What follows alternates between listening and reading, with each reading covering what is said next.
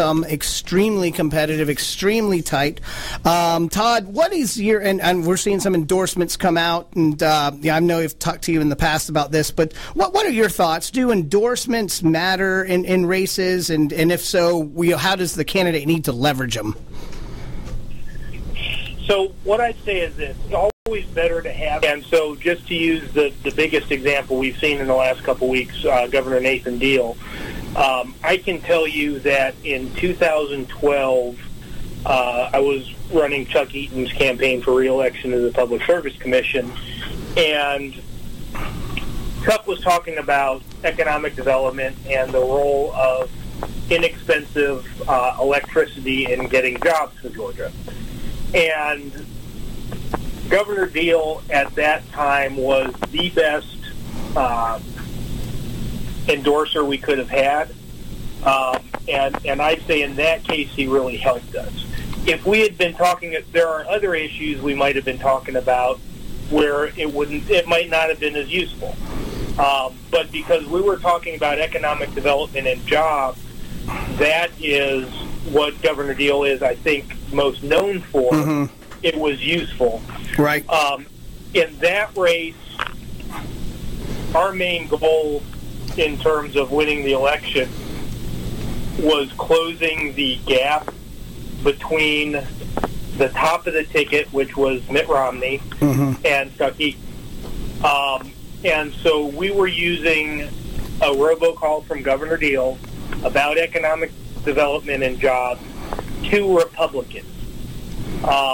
And that was very helpful. It helped us close the gap of people who were in the voting place anyway, but they might not have made it all the way down the ballot. Right. It kept them engaged. It's kept the ballot bleed from happening. And so earlier today, I was kind of analyzing the endorsements. I do think they matter. I think you need to be able to properly leverage them, as you attested to. So I ranked my top five, and I'll let you comment on that, and Vic, you can jump in too. So I ranked my top five as far as moving the needle as Donald Trump would be the most important, Senator David Perdue second, Governor Deal third, Senator Isaacson fourth, and then I put Hunter Hill just on this race. I think Hunter's influence is obviously going to wane as the years go, but anybody that finished third, and ran a pretty good campaign and got a lot of votes across the state of Georgia, I think his endorsement will have some influence. So those are my top five. Todd, what do you think about that? I would generally agree, and I think Hunter Hill demonstrates this really well. If you were running for county commission in rural Georgia, Hunter Hill's endorsement wouldn't be worth anything. Right. Mm-hmm. Because he's not particularly known for those issues, and there's no clear linkage between what he did and what a county commissioner in rural Georgia does. Right. Mm-hmm. I'd say, I'd probably come down pretty close to where you are. I think that I'll tell you who's towards the top of mine, and I've been thinking a lot about Gwinnett County lately because that's where I grew up. Mm-hmm. The only runoff I'm working right now is in Gwinnett County. In Gwinnett County, I would say that the two most popular politicians are Danny Porter, the district attorney, who's a Republican, and Butch Conway. The sheriff and the lawman. That's exactly who it is. If I were running a Gwinnett County Republican primary race, I'd rather have one of those guys, I think, than Nathan Deal. Okay. On most issues. And so it's very context sensitive. And I'll give you another example. I saw on Facebook that you're talking to Tracy Mason soon. Yep. Judicial races are a different kettle of fish because there is only so much that judges are allowed to say about how they decide cases, stuff like that. And in a judicial race, having an endorsement of somebody who is well-known allows you to say things without saying them. Mm-hmm. So if you were running in Gwinnett County and you had Danny Porter's and Butch Conway's endorsements, you don't have to say, I'm the law and order candidate. Mm-hmm. It's implied, right? Yeah. Right. And it might not be appropriate given the rules of the JQC to say I'm the law and order candidate. Now, if you're not the law candidate, you shouldn't be running for judge anyway. But by tapping into the constellation of issues that are associated with someone like one of those guys, it says more than just the text of whatever endorsement they're saying. And so, it depends on the race, it depends on who it is, and it depends on what you're going to do with it. Mm-hmm. If we see, and I would be shocked if we don't see Nathan Deal on TV in Casey Cagle ads by the end of the week. If we don't see that, that's a waste. That's a tremendous wasted opportunity. Right.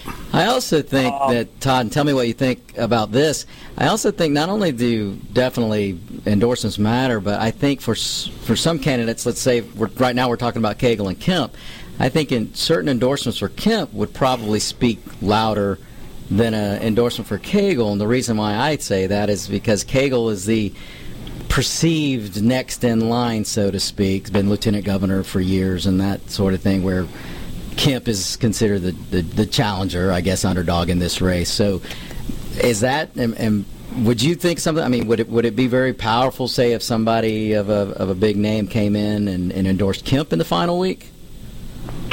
Well, and again, it depends. If you're talking about Donald Trump doing it, yeah. that would be a big right. deal.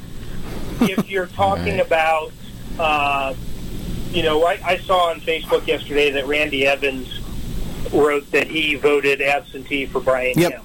Okay. I don't know that Randy Evans, if he were to do a formal endorsement, I don't know that Randy brings much to Brian, because Randy has been so associated with what some folks would call the establishment wing of the Republican Party, or somebody of that ilk, a Jack Kingston endorsement of a Brian Kemp. It almost clashes with everything that Brian's saying about himself. Absolutely.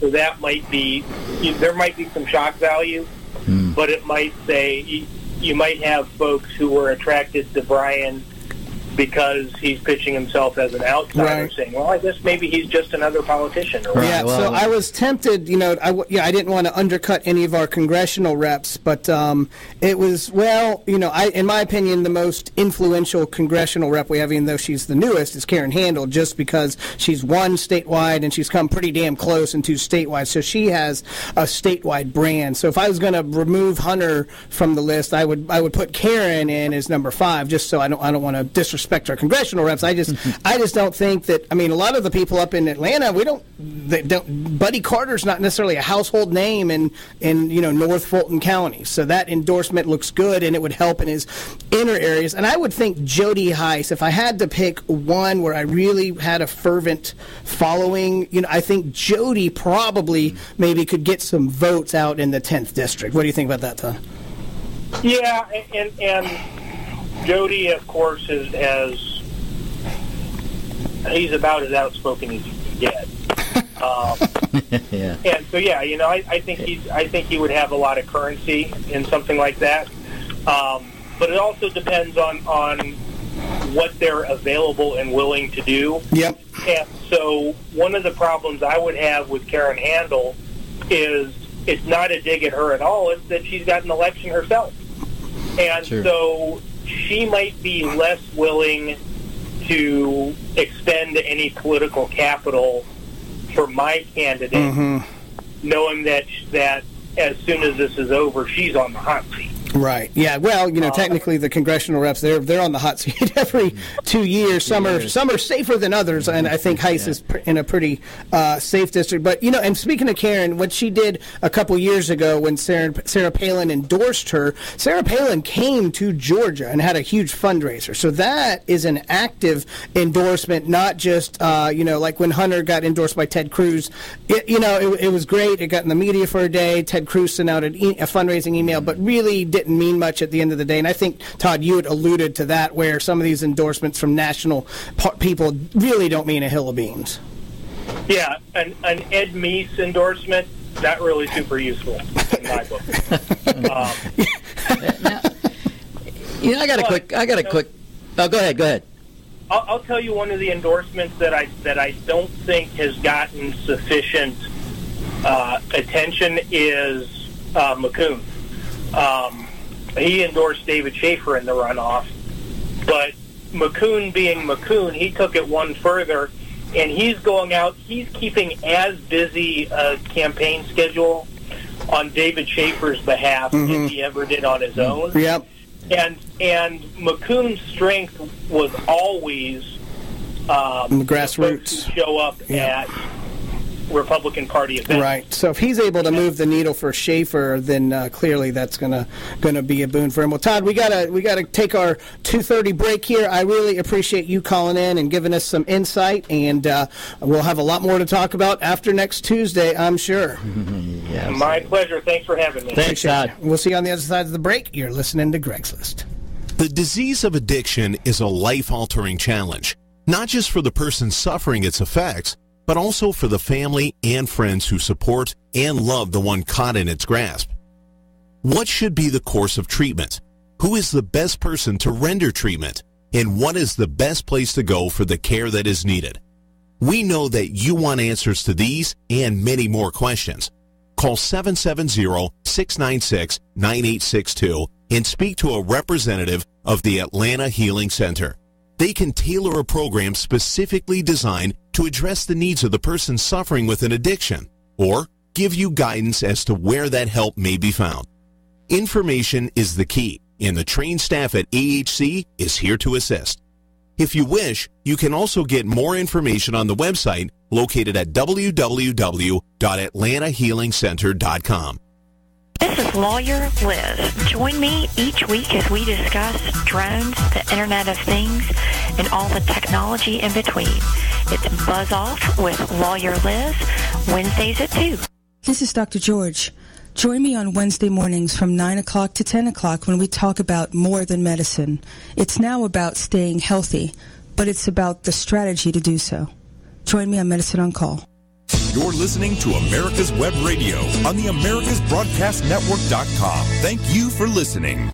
And welcome back to Greg's List Live, the home of serious journalism. We just wrapped up a segment with Todd Ream, GeorgiaPundit.com, talking about endorsements. And Victor, we were, speculating a little bit what endorsements matter, the national endorsements. I think, on the Democrat side, obviously Barack Obama, that's the gold standard, right? You would, if you get that and Obama does some kind of event for you, that's a huge endorsement for the left. And on the right, right now with Donald Trump enjoying 90% approval rating in the Republican Party, you can't really, you can't argue that. And, Helsinki aside, he's still a critical vote, especially in a primary, right, where it's Republican versus Republican. If you really would not be able to, get past a Trump. But now, if it's just a Trump robocall on Election Day, that's not very useful. If Trump comes out for you a couple weeks, maybe right when early voting starts, that's when it's influential. Oh, absolutely. A public announcement like that on TV, something they can use in ads. That would be eaten up. I think if the Democrat Party out there wants to take my advice, they need to please take his advice. They need to go get that nice young socialist. Yes, Ocasio-Cortez, a hyphenated name. Yes, right? Yes, it is. And I saw her. They need to go get her endorsements. Yes. Well, right now she's still got some star power. Ocasio-Ortega, or whatever her name is. She's not the sharpest knife in the drawer. Oh, she proved that yesterday. Talking about Israel and settlements there. So we are quite excited to combat her intellect. But, she's a New Yorker. I'm sure her district's very liberal. So. Oh, she's going to win that district. She's headed to Congress and can't wait to take a bite out of your paycheck. Absolutely. One of the other things, Greg, I was thinking, and tell me what you think about this, but going back to the governor's race here, the primary, the runoff coming up. Right. It looks to me that this runoff battle is being fought way outside the city.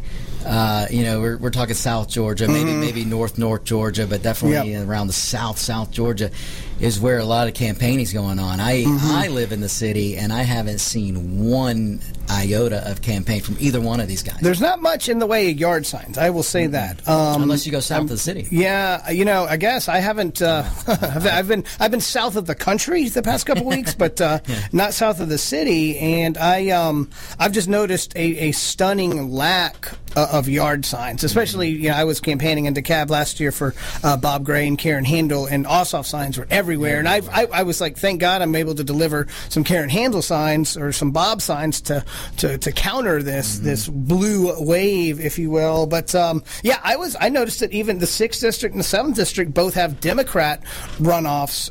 There's 4 total Democrats in that, and that there's very limited turnout or interest in those, it seems. So it seemed like Stacey Abrams, somebody had pointed this out earlier, maybe Todd had written about it, but Stacey Abrams was the turnout generator for the Democrats, and obviously she's not on this runoff ballot. So David Kim is running against Carolyn Bordeaux in the 7th, and then Lucy McBath and a guy named Kevin Abel in the 6th. And right now, those districts, the Democrats think they're in play, but the National Party does not. Those aren't even on the Republican watch lists. Now, that could change, but Karen's been doing a good job, and Rob Woodall, he's there's nothing to run against Rob Woodall on, except for the fact that Donald Trump is the president. Rob Woodall is a Republican. I mean, Rob's been a very good guy with the budget. He's a little quieter, I guess. Is not a huge national presence, but in Georgia, he's well liked, and in the 7th, I think they really do. Well, Rob Woodall flies under the radar a lot. I do know now. I did get a little bit involved in that primary. He did have a challenger. There are people in the 7th that are frustrated with Rob in regards to his lack of support for the fair tax and his lack, maybe not lack of support, but his lack of will to stand up and fight for the fair tax. Some of the answers that he gives people, this is what I heard, going on in that race. So that's something that he may want to keep an eye on. Yeah, a lot of the Republicans love to campaign on the fair tax, and then they forget all about it. Absolutely. It'll take a constitutional amendment to implement it. So it's, unfortunately, I don't think it has much of a chance. I wish they would stop, getting people's hopes up about it. I don't see any movement on that effort right now. Unfortunately, you're probably right. Now, I'm one of those that will stand up every day and fight for the fair tax, because I believe that there's no power greater than when the American voter stands up. And I think if the American voter understood the fair tax, they would stand up. I think it makes fiscal sense. It literally lives up to its name.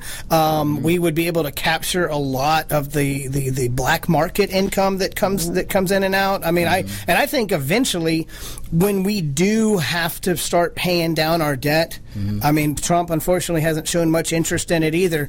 When we do have to start doing it, that the only way to do that would be to implement, and I don't want anybody to hang up on me or put down the computer, but to implement a national sales tax that is only dedicated for debt reduction. Eventually, people are going to want their $20 trillion back. The lion's share is owed to public pensions, owed to Americans. It's a little bit of a myth that we owe so much to China and Japan. We owe a couple trillion to them, but not. I mean, it's certainly a lot of money, but we don't. The lion's share is owed to folks here in the United States of America. So we can't just say, we're going to default on it. Some liberals have said, you know what, we'll just default on that and just not pay it. Well, you would be causing a bankruptcy in many of the pension funds that so many Americans have. Well, a lot of us, and it's not just Democrats, but it's most Democrats and a lot of the establishment Republicans, they'll tell you that, we're just going to let it go, kick the can down the road, because none of them are going to be here when we have to deal with this, and so we're kicking this can down to the kids of tomorrow. Well, I mean, hell, I think it may come a lot quicker than people think, Victor. So I think we got our next guest calling in. I'll let you take the lead on this one, my friend. So coming up next, ladies and gentlemen, we're going to have Tracy Mason on. Tracy, now we're going to deviate a little bit and we're going to be a little different here. We're going to drop the partisanship here, because Tracy is running for Superior Court Judge in Gwinnett, and I wanted to bring her on just so she can speak to you guys about what it's like for a judge to have to campaign. When a judge campaigns, they cannot tell you what their views are on policy. So Tracy, welcome to the show. Thank you so much for having me. Oh, absolutely. So Tracy, real quick, give a quick little synopsis of your background and what you're running for. I'm running for Division 9, Gwinnett County Superior Court Judge, and the reason that seat is open is a longtime Superior Court Judge, Tom Davis, is retiring after 12 years on the bench. And so that leaves that seat open. So there's been a general election that was held May 22nd. There were 5 candidates during that election, and the top 2 now, because nobody got a majority plus 1, the top 2 are in a runoff, and that's me and Veronica Cope. So that election will be held July the 24th, but as you know, early voting is open today through Friday from 7 in the morning until 7 in the evening at the General Election Office. And it's an easy way to get in and get your vote in. They don't expect a huge turnout, so I suspect that every vote will count. Oh, absolutely. Absolutely. Well, Tracy, one of the things that I think it's interesting to me, and I think it's going to be interesting to our listeners, tell us a little bit what it's like when you have to go to and speak to a group that's considered conservative, Republican, and then the next day or two you've got to go and speak to a group that may be considered hard left or Democrat. How do you approach these two sides? Well, I feel a little boring to either side because, as you had mentioned, the Judicial Qualifications Committee prevents us or prohibits us from stating our position on any issue. Absolutely. As a judicial candidate. And the reason for that is if I stated my position on an issue and if I were then elected and were on the bench and that issue came before me, I'd have to recuse myself because I wouldn't be fair and impartial approaching that issue. I might need you to speak to Rosenstein. No, sorry, I digress. Go back. And you don't have to comment on that. Continue. I won't.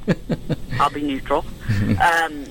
Yeah, so I can't really state my position. You know, I can tell you a little about what a Superior Court judge does and what my experience is and what my background is. You know, and that's, I think that's, if I were a person voting for a judge, you know, I'd look at if I end up in Superior Court, who do I want before me? Well, that's, Tracy, I'm glad you brought that up. Because one of the things that I hear the most when people will come up to me and whether they should or not, but a lot of people will come up and ask me my opinion on the ballot. And I tell them, please research everyone. Don't just fall for the letter or what you've heard, whatever letters by their name. You know, research the candidate. And the biggest thing about that I see are the judges. You know, we elect judges all the time, and no one researches a judge. No one has you know, I get the question all the time. Well, I don't know who that person is, or I don't know who that. And Greg, chime in. People just don't regard electing judges as important, but it is important. So how do you get your message? Well, I would say that there's some school of thought that doesn't think we should elect judges. So I'd be interested to hear. I mean, obviously, Tracy, you're running to be a judge, but you know, you can sometimes get somebody that has a lot of money, but is like a horrible law professional that can win a judicial place. But since we have elections, so it's and the fact that a lot of the voters don't even know who they're voting for. It's very difficult for sometimes qualified judges can lose to unqualified people. And that's the argument to have judges appointed. Tracy, what are your thoughts? I mean, obviously you're running, but do you see any validity in that argument? You know, just to explain, there are two ways that judges get on the bench. In my case, if there's an open seat, there's an election. So that's the first way you can be elected. But if a sitting judge retires midterm for whatever reason, then the governor appoints the judge, and that judge serves out the rest of the term, and then they'll run for re-election. Right. So that's why you typically will see incumbent judges. They'll have that I by their name when they run for re-elect, and that's pretty powerful on the judicial side of things. It is. Well, and you know, I've explained to folks in the legal community, think about it. If you are a lawyer and you've got a judge who's an incumbent, you think long and hard about running against that judge, because if you lose, you're going to appear in front of that judge. And he's probably not going to be real happy. That's a great point. But on the other hand, you know, probably an argument from some folks as to why judges should be elected is, you know, we've had bad judges. We should all be accountable. And there are judges who have been ousted, even as incumbents, through the election process. And I would say, you know, the judges who have gotten into position for that reason would probably argue that the process works. Right. Now, on the other hand, just like you're saying, if you're not a lawyer and you go to the polls and you're voting for a judge, how do you know who to vote for? So, there's an argument that do we really need to elect judges? And in addition to that, think about it. Do you want your judges to be politicians? And we have to kind of become politicians. Yeah. You certainly have to be able to go and be people persons. In DeKalb, where I live, I'm a events chairman for the DeKalb Republican Party, and we have a runoff between Tundi Akinyel and Letitia. I can't think of her last name right now. But anyway, both of them are really great people from what I've met. They come to our events, and I know they go to the Democrat events too, but they're both seasoned campaigners at this stage. Right. But I'll tell you this, I've been both through the appointment process too, and that is a very political process. If you think getting appointed by the governor is political, you'd be wrong.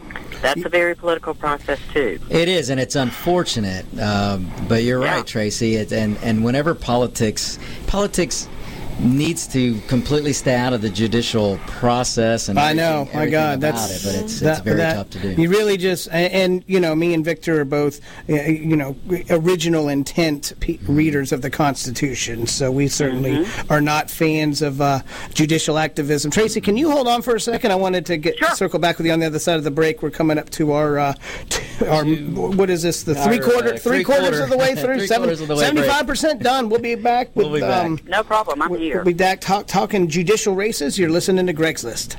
Cook Immigration Partners is your passport through the immigration maze. Whether it's help with E-Verify in your business, or help in how to document a new employee under the new I-9 rules, or if you marry a foreign national, Cook Immigration Partners is your best choice for a legal advocate. Call us today at 866-286-6200. That's 866-286-6200, or visit us on the web at www.immigration.net. This is Dr. George. Join me Wednesday mornings at 9 o'clock for Medicine on Call. On Medicine on Call, we talk about more than medicine. It's about how to take control of your mind, body, and spirit. Do you have problems with sinus pain and pressure? Do other people smell things that you don't? Have you lost the joy in eating because food just doesn't taste like it used to? Is your nose always stuffy no matter what you do? Maybe you have sinus or nasal polyps. These are generally benign growths that occur from chronic sinus infection or allergies that are either undertreated or have not been treated at all. At Peachtree ENT Center, we specialize in minimally invasive balloon dilation sinus surgery and correction of a deviated nasal septum and turbinate reduction surgery that can be done in the office. We use a state-of-the-art equipment so that you can see the problem. You will be a partner in your care, and together we will decide the course of treatment. We believe in old-fashioned medicine, where we take the time to fix the problem, not just medicate the symptoms.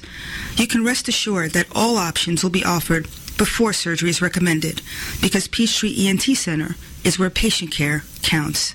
You're listening to America's Web Radio on the AmericasBroadcastNetwork.com. Thank you for listening.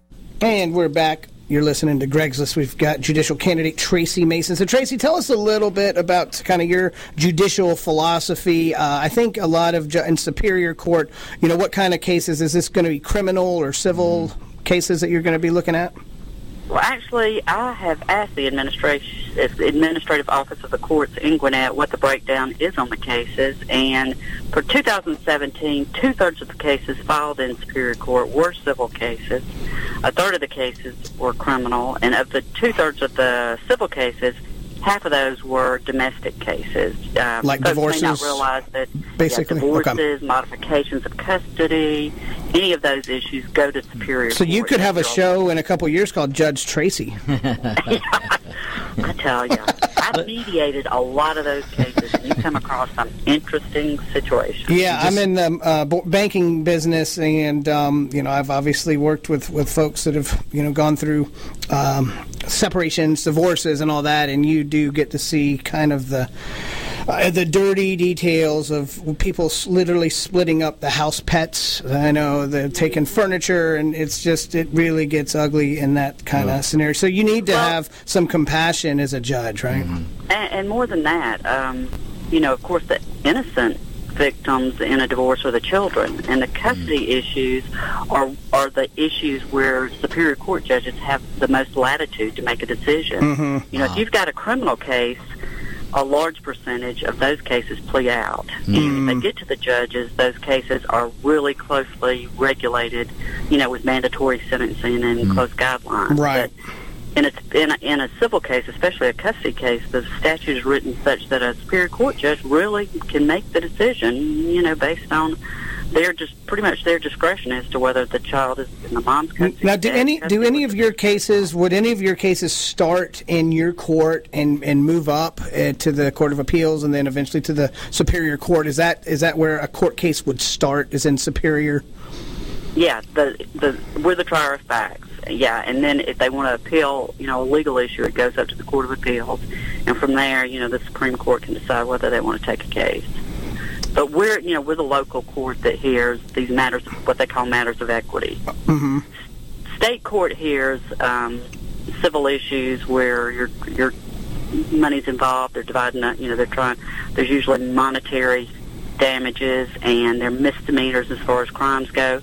Superior Court hears felonies and murders, and then matters of equity are more than just money matters. It's you know, what affects people's lives, like wills are handled in probate, but a lot of them can be, and trusts can be handled by a Superior Court. You get real estate issues. You've got all the divorce issues, modifications of custody. So big life decisions for people. So Tracy, let me ask you real quick. So when you are running into voters, what's the most common question you get from a run-of-the-mill voter? What does a Superior Court judge do? Well, Greg, we covered. Yeah, these are two. You got that from both of us already today, so I understand that. But it's true, you know. And how do I know who to vote for? Mm-hmm.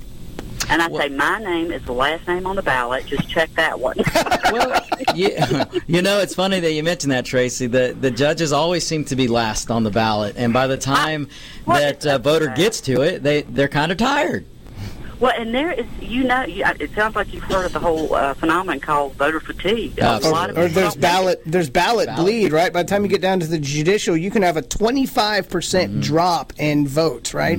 That is unbelievable. I've spoken to several people in Gwinnett County who said, we never even got to the judges' races. You know, they don't even vote that race. I tell you, Tracy, that's one, I guess, piece of advice, if I was giving advice, would be to just try and appeal to the voters and tell them or remind them the importance of the judicial. I mean, there's a reason that we have a judicial branch, and just as I want people to be informed, the judicial is so important because it affects all of us. I mean, no matter your creed, your color, your this, your that, what group somebody wants to put you in, if you come before judicial, you're at mercy of a judge, hopefully, of a law-abiding, constitutional-loving justice. So if you don't participate in putting the right justices in, then the voter's the one that's going to pay for it in the end. Exactly. So, yeah, it's a very. I try to stress that to people. You know, and I also try to differentiate between the judicial branch and the legislative branch. You know, I'm here to uphold the Constitution and to enforce laws. If I wanted to make law, I would have run for the legislature. My father was actually in the Georgia legislature, so I could have done that. But this is a different role altogether. Wow, Tracy, can we get you in some history classes for the Georgia public educational system?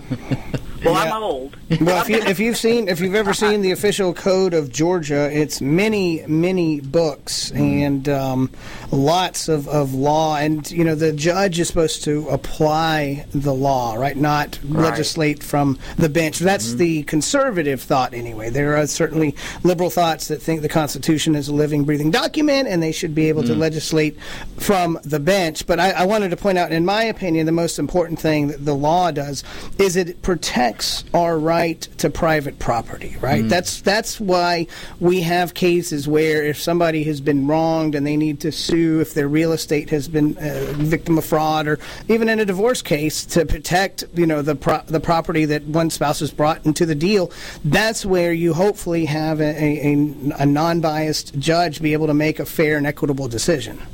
Well, and I handled those cases in my practice. I handled many condemnation cases and land use cases. I'm actually from a family who believes in strong individual property rights, and so I naturally got into that area of the law, and I've done a lot of land use work and the condemnation work.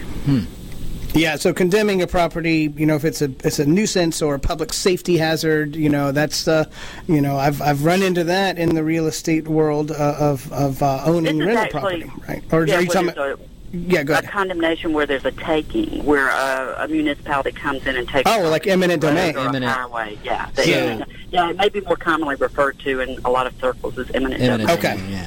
Yeah, I was about to say, I've seen lots of properties condemned over the years. Yeah, and I handled that. I handled those kind of issues from the Duluth Municipal Court bench. Okay. I was a judge on the Duluth Municipal Court, and I handled their code violations. Now, where'd you go to law school? I went to Georgia State, and I cannot say enough good things about Georgia State and what great programs they have. I'm particularly a big fan of the clinical programs because I was a student attorney in their tax clinic, and so I was able to handle post-audit tax disputes, even as a student attorney, by authorization from the IRS. But yet you didn't. We helped lots of folks. But yet you didn't stay in tax law, did you? Well, I did stay. I tried a tax fraud case, and I tried to keep a tax practice. I tried to maintain a tax practice in Gwinnett, but folks kind of still gravitate to Atlanta because that's where the IRS is based. That's where right. I think most tax law or litigation happens in the city of Atlanta, does it not? Oh, yes. More or less, right. Yeah. Well, the tax court is held in Atlanta. Right. So that's where I tried my case. Well, I tell you, we could have a we could have a whole show on eminent domain, but we won't go there. It is interesting. I can't imagine. So, Tracy, how do people find out about you and all that good stuff?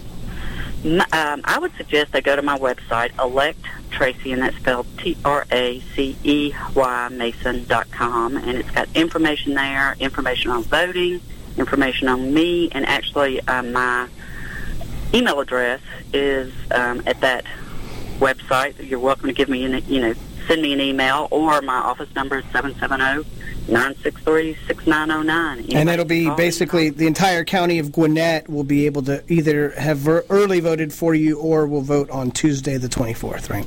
Yeah, it's hard to believe it's almost here. Yeah, I'm sure you're excited, though. I mean, because I'm excited, and I'm also concerned that folks are on vacation.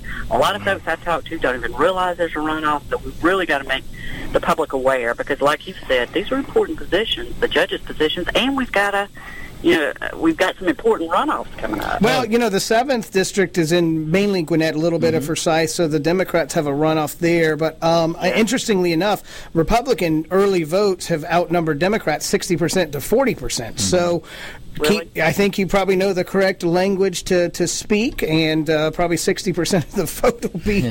I can't imagine that many people are still undecided about the Democrat race, Bordeaux versus David Kim. So they're probably just not interested in voting at all. So anyway, it is. We're looking at probably 8% or maybe lower turnout for the runoff, which is sad. But don't feel bad, Tracy. There are people out there that don't even know there's a gubernatorial runoff on Tuesday. Yeah. They haven't been watching the commercials, have they?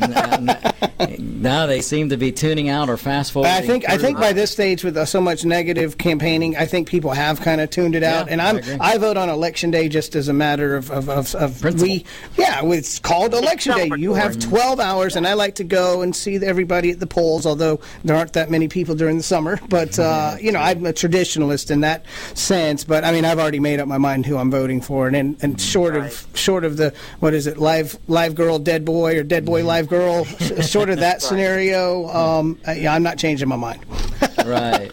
I hope people do get out and vote. It's going to be important. Now, how many people do you expect to turn out in the runoff total? I think we had around 67,000 for the May 22nd election. May 20. I mean, I'd be you're getting 45,000. You're probably now. You are going to be getting both. You know, anybody that pulls that ballot, your race is obviously going to be on there because it's nonpartisan. So it's nonpartisan. So if you pull a Democratic ballot, this judge position, or a Republican, or a nonpartisan, or nonpartisan. In fact, ballot. if you pulled a nonpartisan in May, all you got to vote on was judges.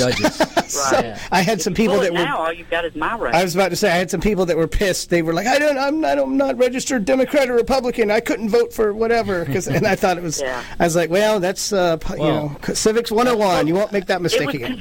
Yeah, people were confused. They thought to vote on a nonpartisan judge, they had to pull a nonpartisan ballot. Yep. But we're on every ballot. Yep, exactly. Well, Judge, or I guess we can call you Judge, and hopefully soon to be Judge again. Greg's jumping the gun a little bit. That might be a little foreshadowing, Tracy.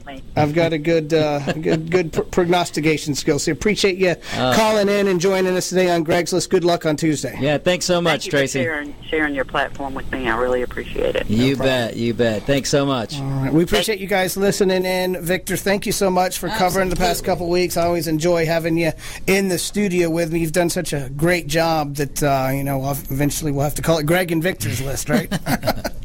Or Greg's List with Greg and Victor. Greg's List starring Victor, which that would be. Is there more than two genders? Right. But anyway, it's my pleasure. I love it. Thank you guys for listening. We'll see you next week. You're listening to Greg's List with Victor. Bye-bye. You're listening to America's Web Radio on the AmericasBroadcastNetwork.com. Thank you for listening. Your auto love and investment demands the best, and for 45 years, Passport Transport has been meeting those demands. From manufacturers to the one-car collectors and all other facets of the auto industry and antique auto hobby. The first and the finest with unequaled service and peace of mind.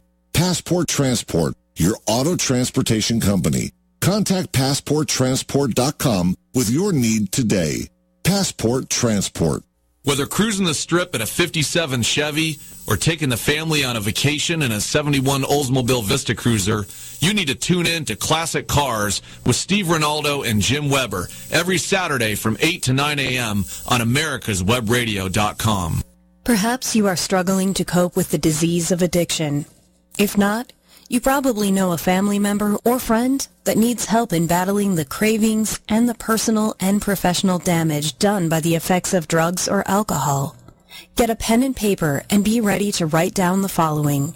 These are the issues that the trained staff at the Atlanta Healing Center address and treat every day. Their doctors and counselors with over 40 years of practice in the field of addiction can treat the suffering individual in a thoughtful, compassionate, and experienced manner and guide him or her along the path to recovery. So call 770-696-9862 and speak to a knowledgeable staff member about how you or your loved one can be helped to enjoy a better and healthier life. More information is also available on the website at www.atlantahealingcenter.com. You're listening to America's Web. Understand the problem. Welcome. I'm Dr. Susan Blank. This is Detailing Addiction, and you're listening to America's Web Radio. Today in studio with me is David Donaldson from the Atlanta Healing Center. Welcome, David. Hi, Susan. Very glad to be here today. Glad you are here, because I think this is an interesting study, and certainly one, or a series of studies, and certainly ones that are somewhat controversial, and yet I think very impactful. As I sat at a table the other evening, and everyone at the table was on their phone. Media device. Yes, on their phone. No one was looking at each other. It was a meal. No one was talking. Everybody was making random comments as though to themselves that no one else commented on because they were reading something or responding to something that they had seen on their feed or on their Facebook. So I think this is a really interesting topic, and today we're talking about addiction and social media.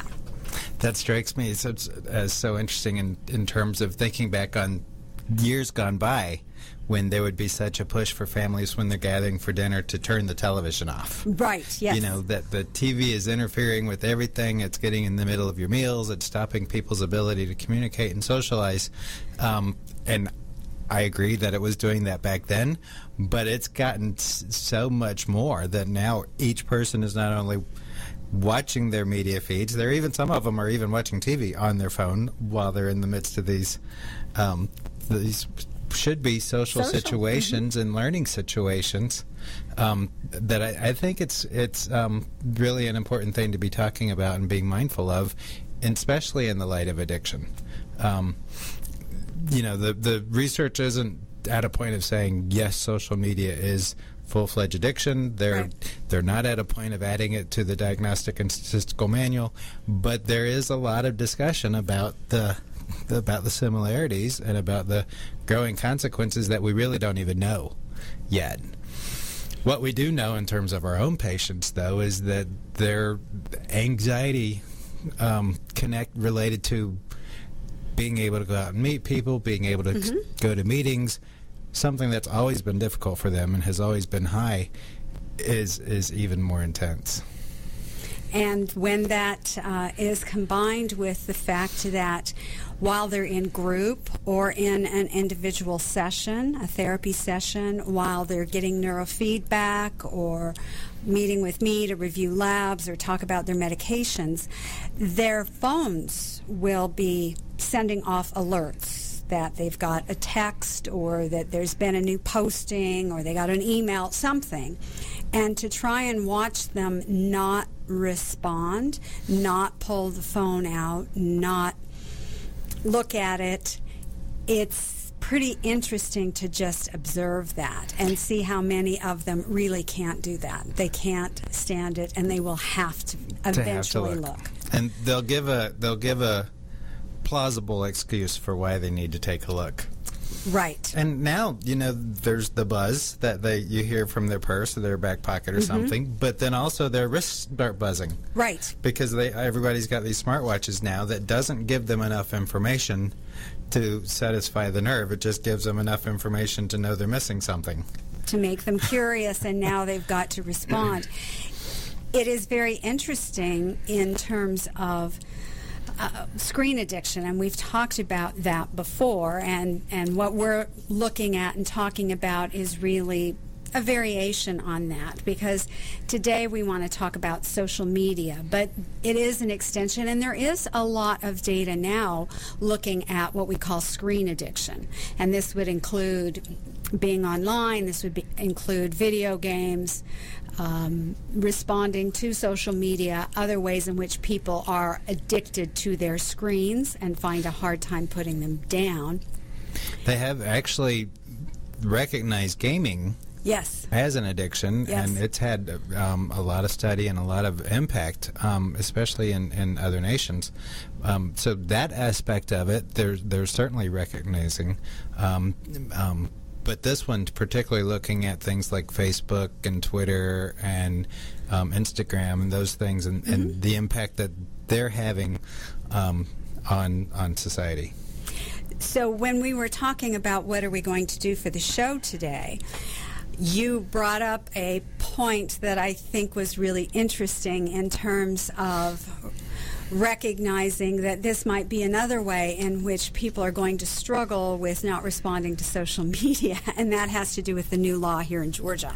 Yeah, in the sense that Georgia is now hands-free, meaning that you're supposed to have your hands actually on the steering wheel and be free from being on a telephone or on any sort of media device, and they actually spell it out in the law that it can't be your telephone, your pad, any sort of device, can't be touching your body. Yes. Can't be propped up on your body. And so you can just hear the anxiety as the law is written, that it's addressing all aspects of that anxiety. And the studies really point out the anxiety people experience with forced separation from their electronic devices.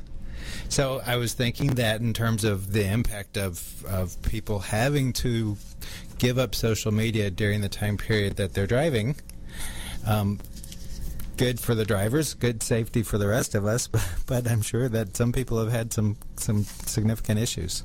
And I think you're absolutely right about that, because I think that the idea that people are not able to respond, and just watching patients in my office when there is an alert that sounds on their phone, or it's vibrating, or in whatever way their device is letting them know that someone or something is trying to reach them, how hard it is for them to not respond, and how very often, I would say probably 70% of them at least look, and probably of those, half of them have to respond. They have to do a quick text or look and read and like or whatever.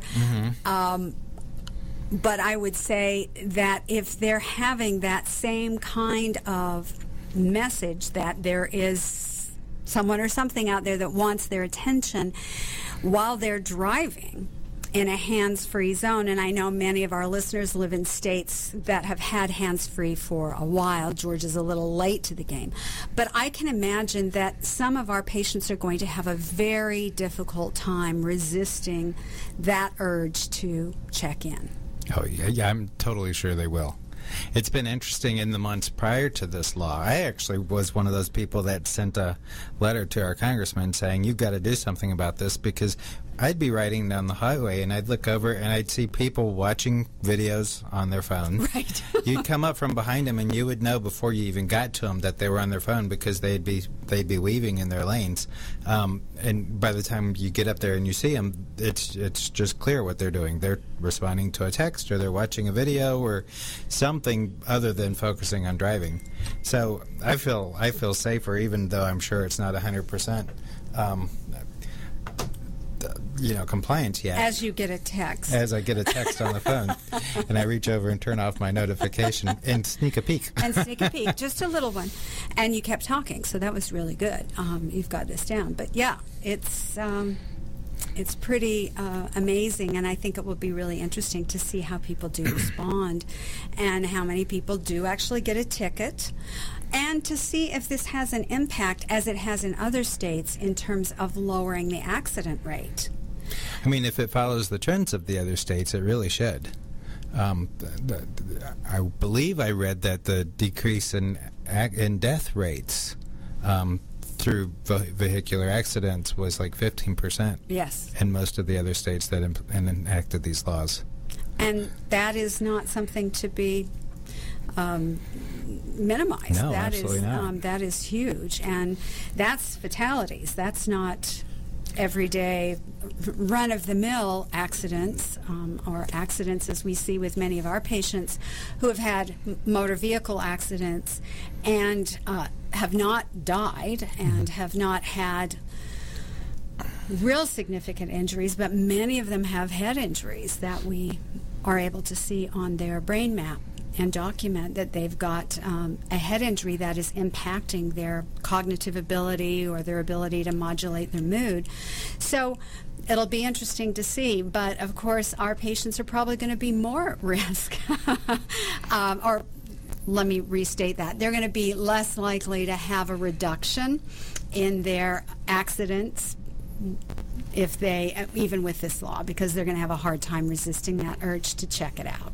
Yeah, I've actually had patients that in group encourage each other to put their phones in their trunk or leave it in their purse in the back seat, so they just don't have access to it while they're driving and adjusting to this new law. Exactly. So I know I have to put mine in my purse and zip it up, and then hope that it connects to my Bluetooth, but even still, that's some distraction. So we'll see. We'll see how that works. I can remember when cell phones first came out that I resisted getting a cell phone because I really liked the time I had in my car as the only time that I had some privacy from the rest of the world. You know, that I had groups and clients and all kinds of interaction everywhere else I went, and so in the car was like this one place where there was peace. And then it really kind of changed as people expect you to be able to take their call wherever you are, whenever you are. so that peace that you used to have in a car just kind of ceased to exist based on the reality of living in our social world. When they were talking about changing the law about being able to accept phone calls on the airplane, I had that same, oh, no, please don't do that. Not only will it be annoying, but the whole idea of, at least if I'm on a plane, no one can reach me, and that's okay. Everybody can know that, or I can explain it when I land, but I have this couple hour period 3 or 4 hour of time, block that I don't have to worry about responding, and that I can do some other things with my brain and my hands rather than answering a text or responding to an email.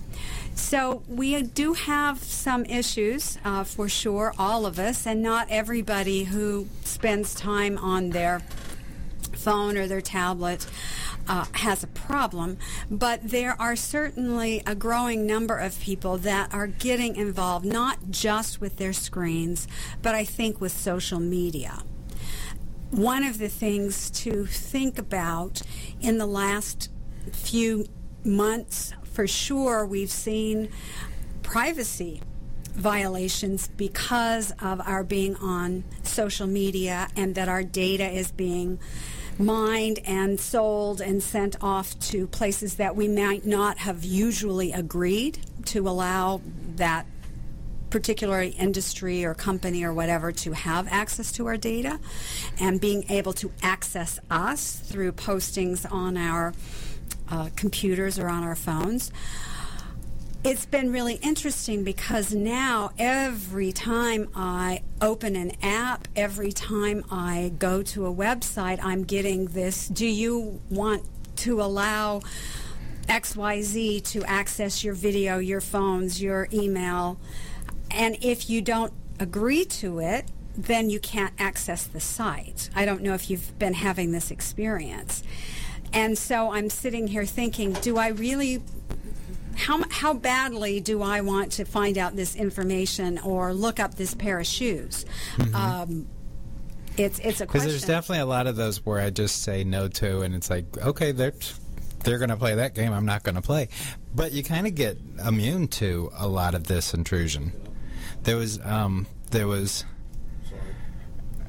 they're on the news, or I don't even remember what social media this came at me today, but it was talking about how insurance companies are vacuuming, what a powerful word, vacuuming all of our personal data, and they're not using it against us yet, but you certainly can imagine the day will come where, you know, if you're not walking your standard 30 minutes a day, then your rates are going to be higher. Right. And if you stop at any fast food restaurant, your rates are going to be higher. And if you're driving too fast or in other ways not living a healthy lifestyle, it's going to affect these things. So we are being tracked, but interestingly, the prediction of all these people leaving social media has not really come true. We're going to talk more about this after our break, so please stay tuned. The disease of addiction is a life-altering challenge, not just for the person suffering its effects, but also for the family and friends who support and love the one caught in its grasp. What should be the course of treatment? Who is the best person to render treatment? And what is the best place to go for the care that is needed? We know that you want answers to these and many more questions. Call 770-696-9862 and speak to a representative of the Atlanta Healing Center. They can tailor a program specifically designed to address the needs of the person suffering with an addiction, or give you guidance as to where that help may be found. Information is the key, and the trained staff at AHC is here to assist. If you wish, you can also get more information on the website located at www.atlantahealingcenter.com.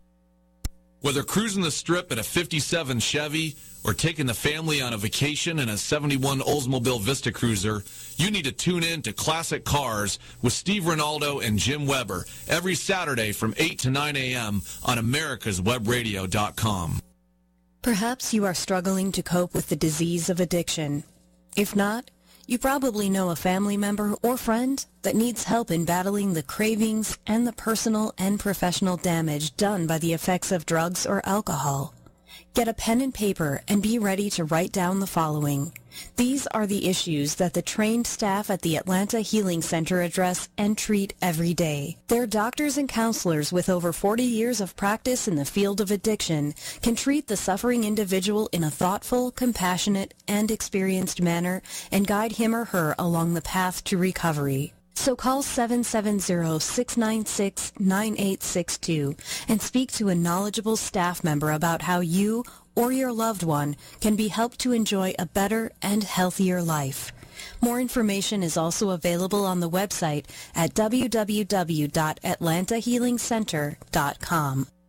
You're listening to America's Web Radio on the AmericasBroadcastNetwork.com. Thank you for listening. Welcome back. This is Detailing Addiction. I'm Dr. Susan Blank, and you're listening to America's Web Radio. Today, David Donaldson is with me in studio, and we've been talking about addiction to social media.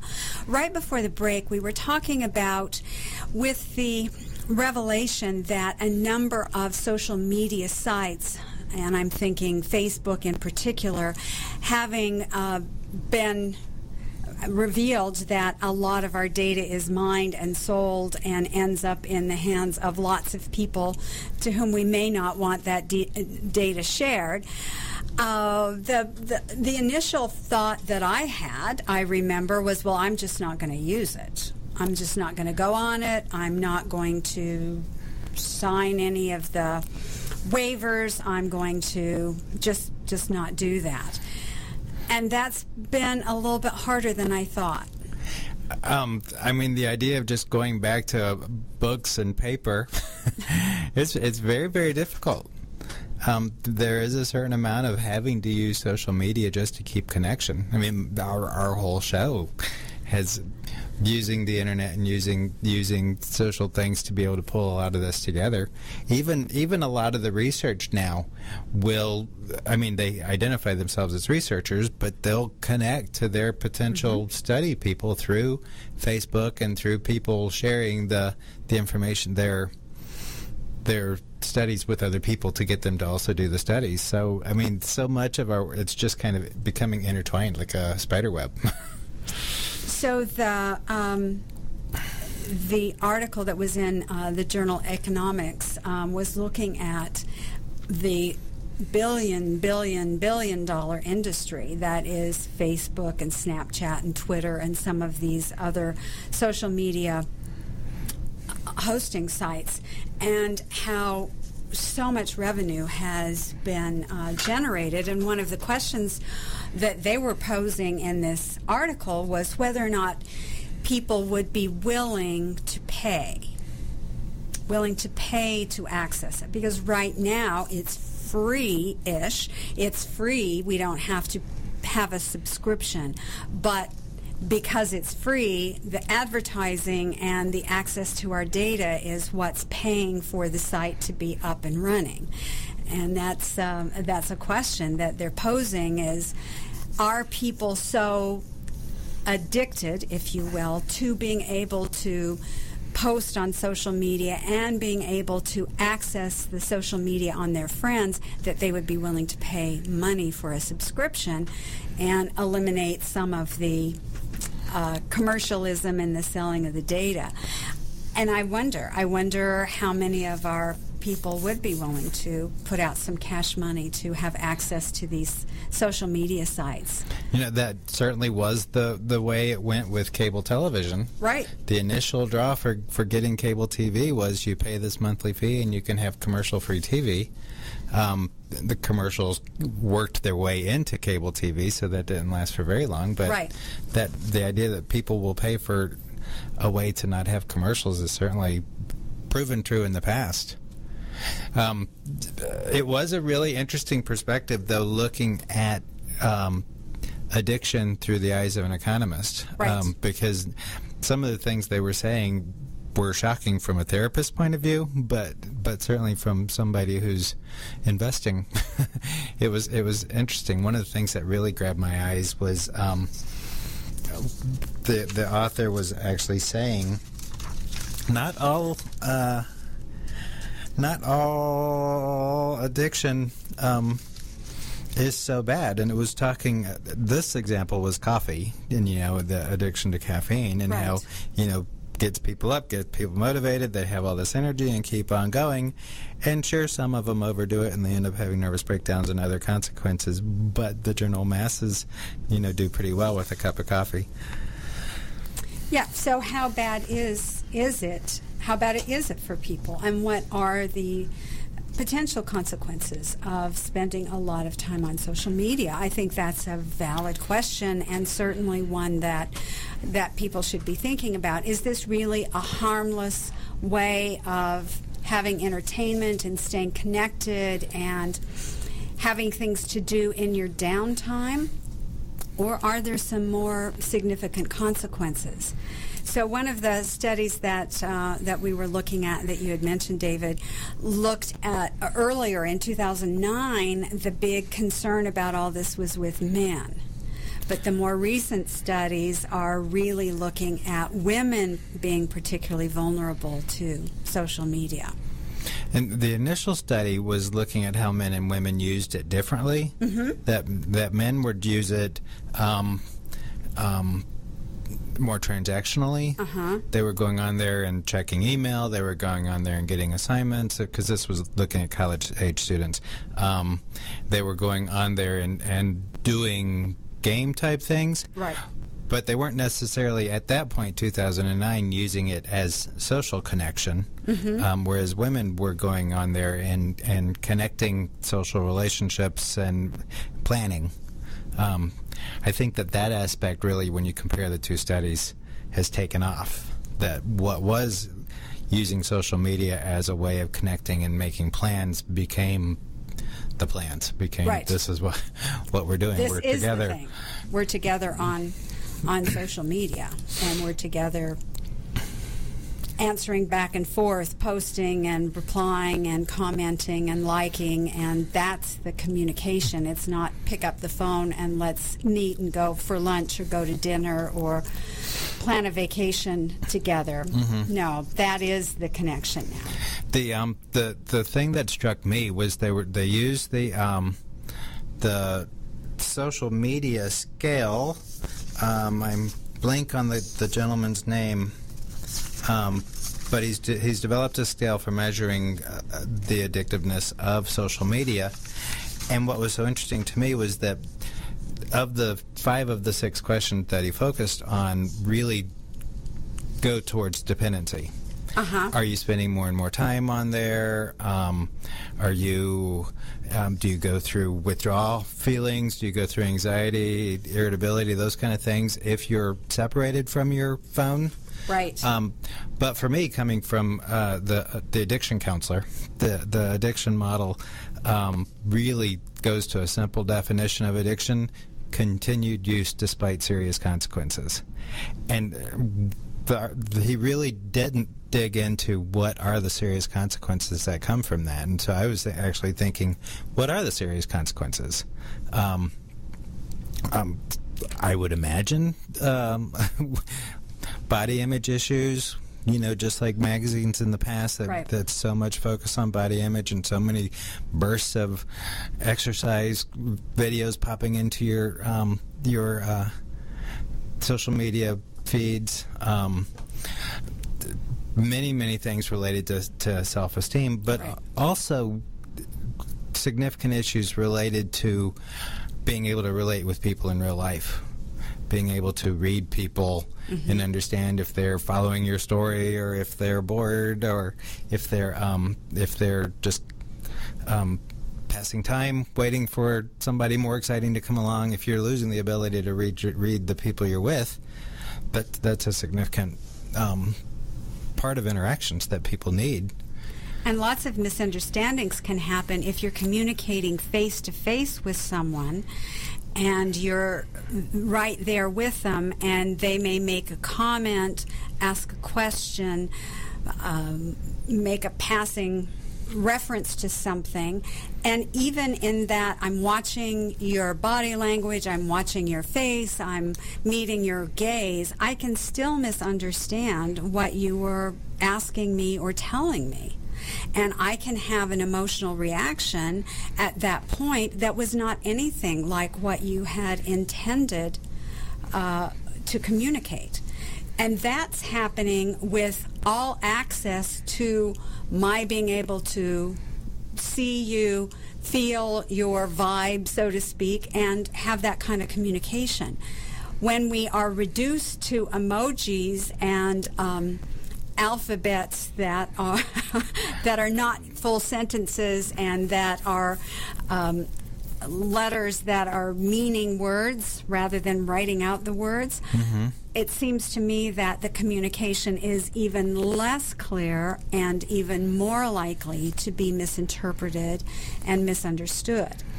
And at the same time, it's getting a lot more emotional meaning put onto it. People are reading these things that aren't giving any emotion at all and interpreting negative reactions and interpreting just deep emotional assaults. Right. There was a sitcom that my husband and I were watching the other evening, and these families had gotten together for dinner, and one of them mentioned their vacation, and the other couple said, "Oh, well, how was your vacation?" And the first person said, "Well, obviously it was very good, but you didn't like any of my pictures." And they got into this argument about the fact that you don't really care about me, you didn't like my pictures, you didn't comment on the travel log that I had posted on social media, and the woman who had been on the vacation was really angry at her friend, and the friend had absolutely no idea and certainly was not intending at all to send any kind of negative message. She just hadn't seen the posts and hadn't responded to them, and she was going to go right upstairs and like everything as soon as the dishes were done because she was worried about this relationship. And that seemed petty, but you can see how those things can unfold. So when you are communicating in these ways, the opportunity for misunderstanding is really greatly enhanced, unfortunately, and the opportunity to clarify what did you really mean by that is almost gone, because in a second that person may not be online anymore, and you're left waiting till the next time to have an opportunity to clarify, if you even remember. We're going to take a break. We're going to come back and look at more of potential consequences from addiction to social media. Thanks for listening. Perhaps you are struggling to cope with the disease of addiction. If not, you probably know a family member or friend that needs help in battling the cravings and the personal and professional damage done by the effects of drugs or alcohol. Get a pen and paper and be ready to write down the following. These are the issues that the trained staff at the Atlanta Healing Center address and treat every day. Their doctors and counselors with over 40 years of practice in the field of addiction can treat the suffering individual in a thoughtful, compassionate, and experienced manner and guide him or her along the path to recovery. So call 770-696-9862 and speak to a knowledgeable staff member about how you or your loved one can be helped to enjoy a better and healthier life. More information is also available on the website at www.atlantahealingcenter.com. This is Dr. Elena George. Join me Wednesday mornings from 9 to 10 a.m. for Medicine on Call, a show dedicated to exploring the medical, social, and political aspects of our healthcare system in order to find solutions. The disease of addiction is a life-altering challenge, not just for the person suffering its effects, but also for the family and friends who support and love the one caught in its grasp. What should be the course of treatment? Who is the best person to render treatment? And what is the best place to go for the care that is needed? We know that you want answers to these and many more questions. Call 770-696-9862 and speak to a representative of the Atlanta Healing Center. They can tailor a program specifically designed to address the needs of the person suffering with an addiction, or give you guidance as to where that help may be found. Information is the key, and the trained staff at AHC is here to assist. If you wish, you can also get more information on the website located at www.atlantahealingcenter.com. You're listening to America's Web Radio on the AmericasBroadcastNetwork.com. Thank you for listening. Welcome back. This is Dr. Susan Blank. This is America's Web Radio, and you're listening to Detailing Addiction. Today, David Donaldson, who is the CEO and Clinical Director for the Atlanta Healing Center, is with me, and we are talking about addiction to social media. Right before the break, we were talking a little bit about what are some of the consequences, because certainly if we use the very simplest definition of addiction, which you reminded us of, which is continued use in spite of serious consequences. We were talking about the unfortunate opportunities that are inherent in social media and some of these other ways that we have of communicating for huge misunderstandings and hurt feelings and insults that were never intended, that can create rifts and distance with people. And sometimes you have no idea why they've unliked you and they've taken you off their Facebook friend status. Sometimes those connections are severed, and people are often wondering what happened and why has this happened. And I think part of it is because of the opportunity for communication errors and people feeling insulted, or their feelings are hurt about something that either was said or wasn't said that they anticipated should have happened. Even like on Facebook nowadays, it'll show somebody's interested in coming to an event near you. And I could certainly see, wait a minute, they're coming to this and they're not even stopping to say hi. They're not letting me know. They're not including me in this. I can just, those kind of simple reactions. Generally when I see that, I'm like, oh, I hope they don't know I'm home. I want to just relax. But so social misconnections is one example, but there's also some other very, very real examples of the way of negative consequences. The other ones that I kind of think about are miscommitments, because you decide, okay, I'm going to do this, this, and this, but instead you end up spending 12 hours on social media and you miss all those commitments. Definitely what we talked about at the start of the show were accidents that are happening because you're using social media in dangerous situations. Like driving. There's actually postings of people who've taken selfies and they become the last picture these people ever take because they're taking selfies in really dangerous places, and then they end up, dying. So using it in physically inappropriate places is one of the ways that it causes consequences. And simple neglect of health. There's so many people that aren't getting any sort of exercise. They're not doing anything physical. And they're not even going outside. Unless Wi-Fi will reach out there. Right. Unless they've got a good connection. So in terms of that, there are a lot of consequences that people really should look at. The other part of the study was really highlighting the other aspects of addiction. So maybe we should spend some time and just go through those. Absolutely. Look at the list of questions. So Mark Griffiths and Darla Kuss, I'm hoping I'm saying that last name right, Kuss, are psychologists at Nottingham University in the United Kingdom, and they have specialized in looking at the impact of technology and social media on cognitive and social behavior. And they have a list of 6 questions to help people screen a little bit and see, no pun intended, screen to see if you might have an addiction to social media. So the first one is, do you spend a lot of time when you're not online? This was interesting to me. A lot of time when you're not online thinking about social media or planning how to use social media.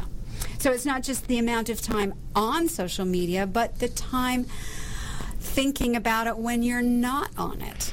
In our regular addiction world, when we're talking about chemical dependency, with the chemical addict, we'll talk about compulsive thoughts.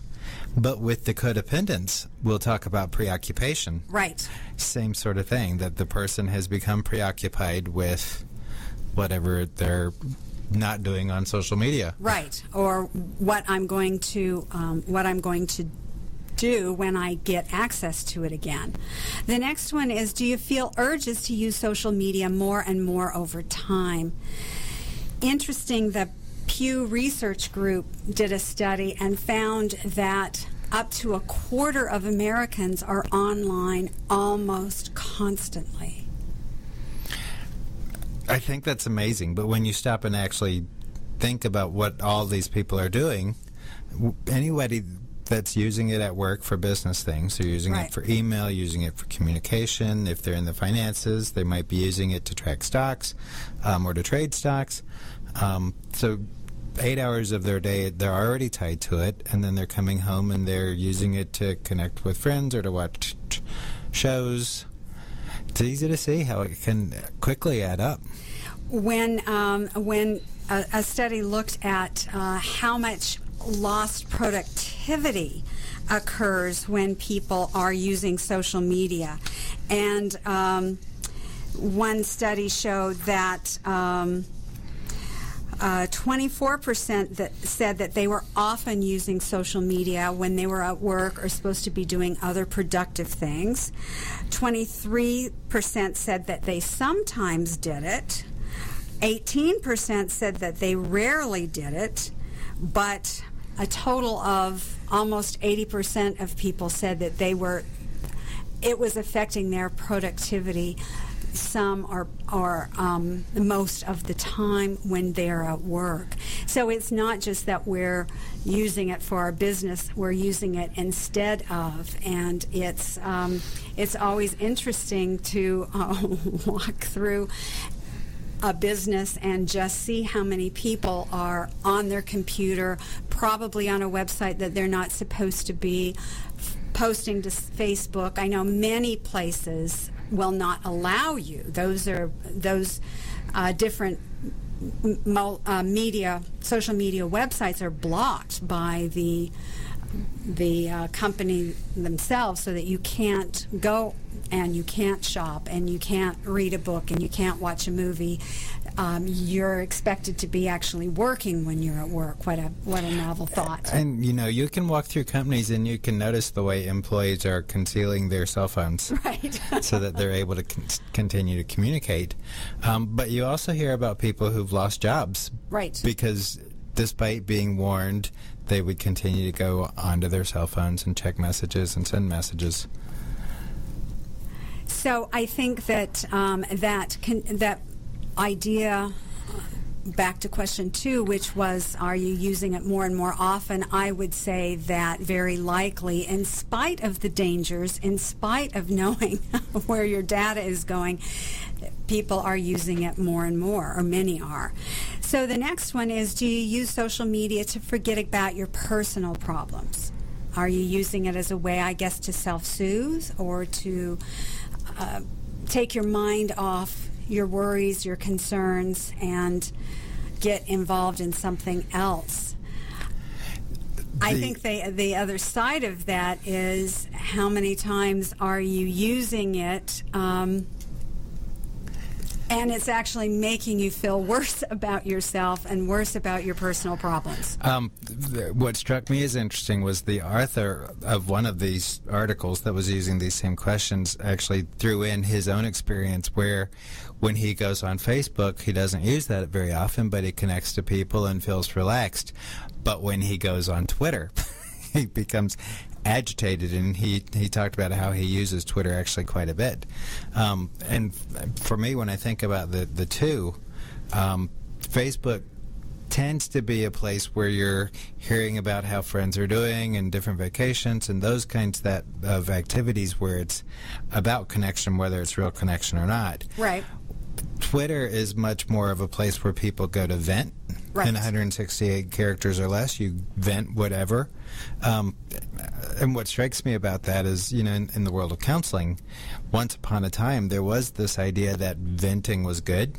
Right. They'd tell you to get a bat or a pillow and beat up the bed and just get it all out. But then they began recognizing that venting itself became addictive. That right. People would do all this venting and not actually do any changing or do any work towards responding to things differently, and the venting would just escalate. And the anger, rather than dissipating, actually was building, and people were getting more and more angry rather than less. Yeah. Yeah, and so you could easily see in the world of Twitter, if we were to attack one particular site directly, the world of Twitter really kind of feeds that side of our psyche that wants to just be able to just dump on people or vent about and not have to, have any real connection or any real response to it. People will say on Twitter what they won't say to somebody to their face. And that it's often said in the moment without thinking. It's a reaction to something that they've read or heard. And so rather than taking a moment, they'll lash out. And so I think this becomes a really big problem. And I see this with a number of folks that I've worked with. In fact, I've had to ask them to be on Twitter restriction and TV news restriction because they get so agitated and so upset, and they do this often at night in the evening, and then they can't sleep and they're up all night. So that way in which it can affect our mood, I think, is really important.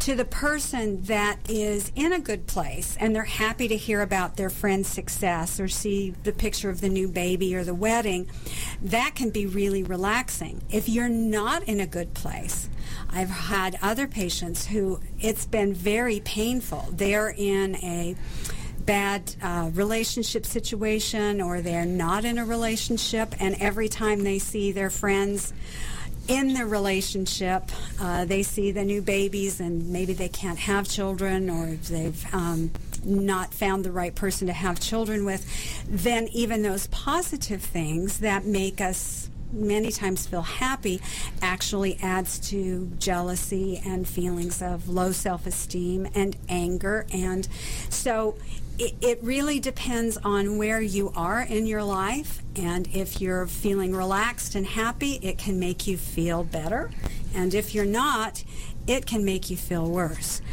So we're going to take a break. When we come back, we're going to look at some more consequences of addiction to the media. Please stay tuned. The disease of addiction is a life-altering challenge, not just for the person suffering its effects, but also for the family and friends who support and love the one caught in its grasp. What should be the course of treatment? Who is the best person to render treatment? And what is the best place to go for the care that is needed? We know that you want answers to these and many more questions. Call 770-696-9862 and speak to a representative of the Atlanta Healing Center. They can tailor a program specifically designed to address the needs of the person suffering with an addiction, or give you guidance as to where that help may be found. Information is the key, and the trained staff at AHC is here to assist. If you wish, you can also get more information on the website located at www.atlantahealingcenter.com. This is Lawyer Liz. Join me each week as we discuss drones, the Internet of Things, and all the technology in between. It's Buzz Off with Lawyer Liz, Wednesdays at 2. Perhaps you are struggling to cope with the disease of addiction.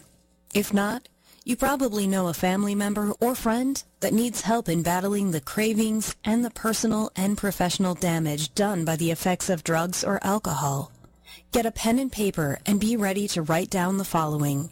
These are the issues that the trained staff at the Atlanta Healing Center address and treat every day. Their doctors and counselors with over 40 years of practice in the field of addiction can treat the suffering individual in a thoughtful, compassionate, and experienced manner and guide him or her along the path to recovery. So call 770-696-9862 and speak to a knowledgeable staff member about how you or your loved one can be helped to enjoy a better and healthier life.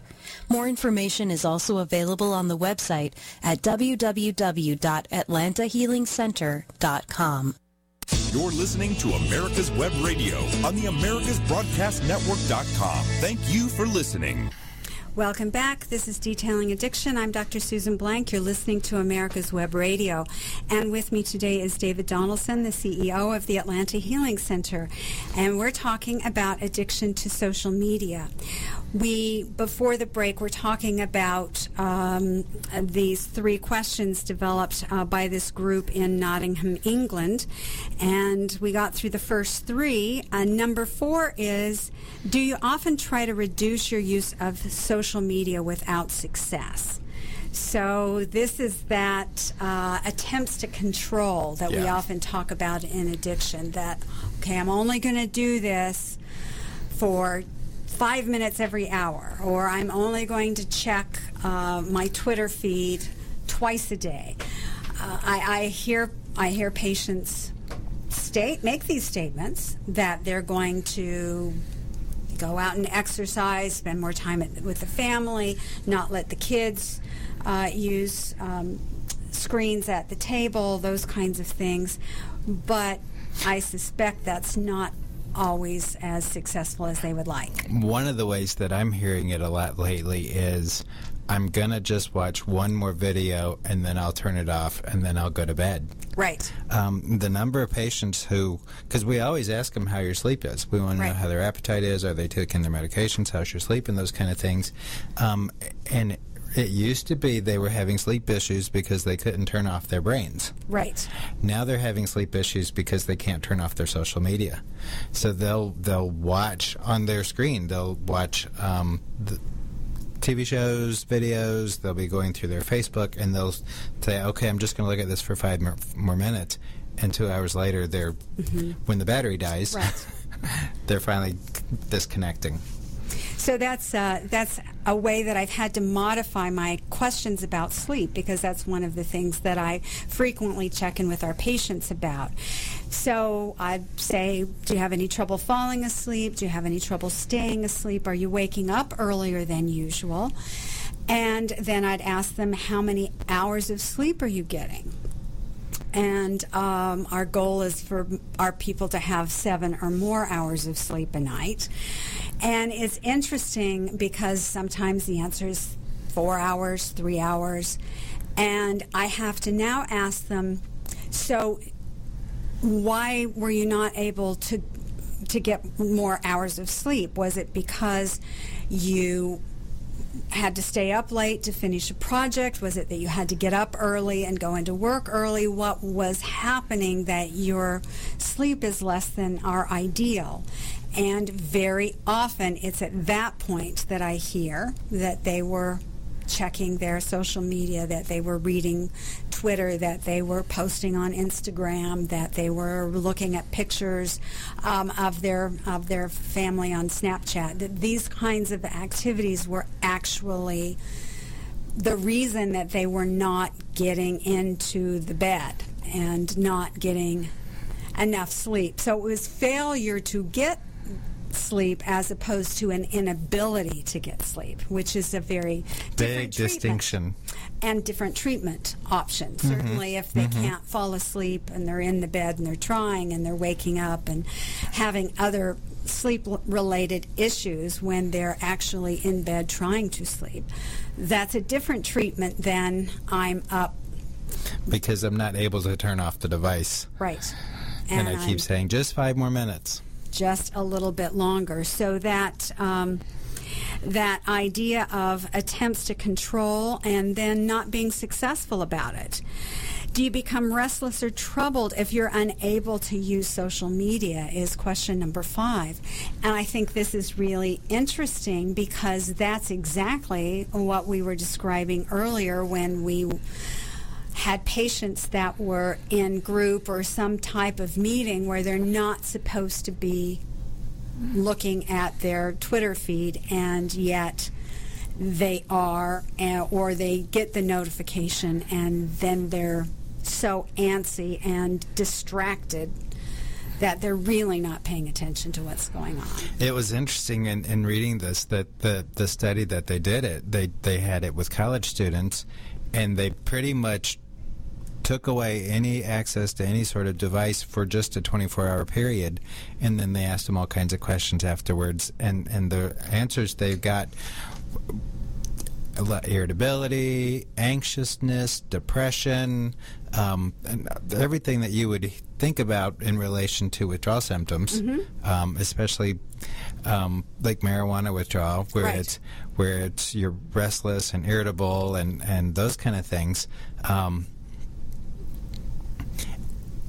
And what they highlighted, this had to be particularly difficult because these are college students that are in a dormitory setting where they know that other people are getting to use their phones and using their devices. Even worse. So it made me really think about patients who are getting clean in real time in an outpatient setting, and they know that people around them are drinking and using that aspect that increases the anxiety that they're experiencing.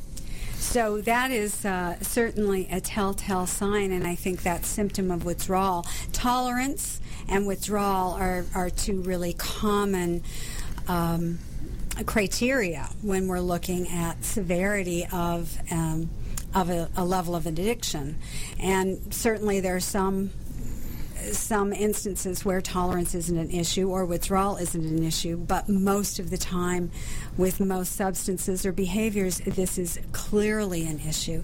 And we see it every day when we ask people to put their phones away because they're in group or because they're getting neurofeedback. Even an hour to do that is too much for some of these folks. When we look at question number 6, do you use social media so much that it has had a negative impact on your job, on your relationships, or on your studies? We've talked about this to some degree, the impact that this can have. Certainly productivity loss, certainly relationships, more isolation, and certainly difficulties that people have in terms of our students with their studies, that they're not doing it, and that because of that they're really struggling more than they need to because they're spending time on social media. Really interesting and troubling. And when we make a plan with some of these patients on how are they going to deal with this, and how are they going to get through the withdrawal, and how are they going to be able to manage it, it can be pretty complicated, especially to your point that most people, their job or their studies or their interaction in their normal day involves using a computer, using a screen, and getting a notification. I know on some of my emails I'll get a notification about a Facebook post, a reminder. So even if I'm not going to do social media, and even if I'm going to work on catching up on all the emails I need to respond to and read and archive, it's still popping up. Yeah.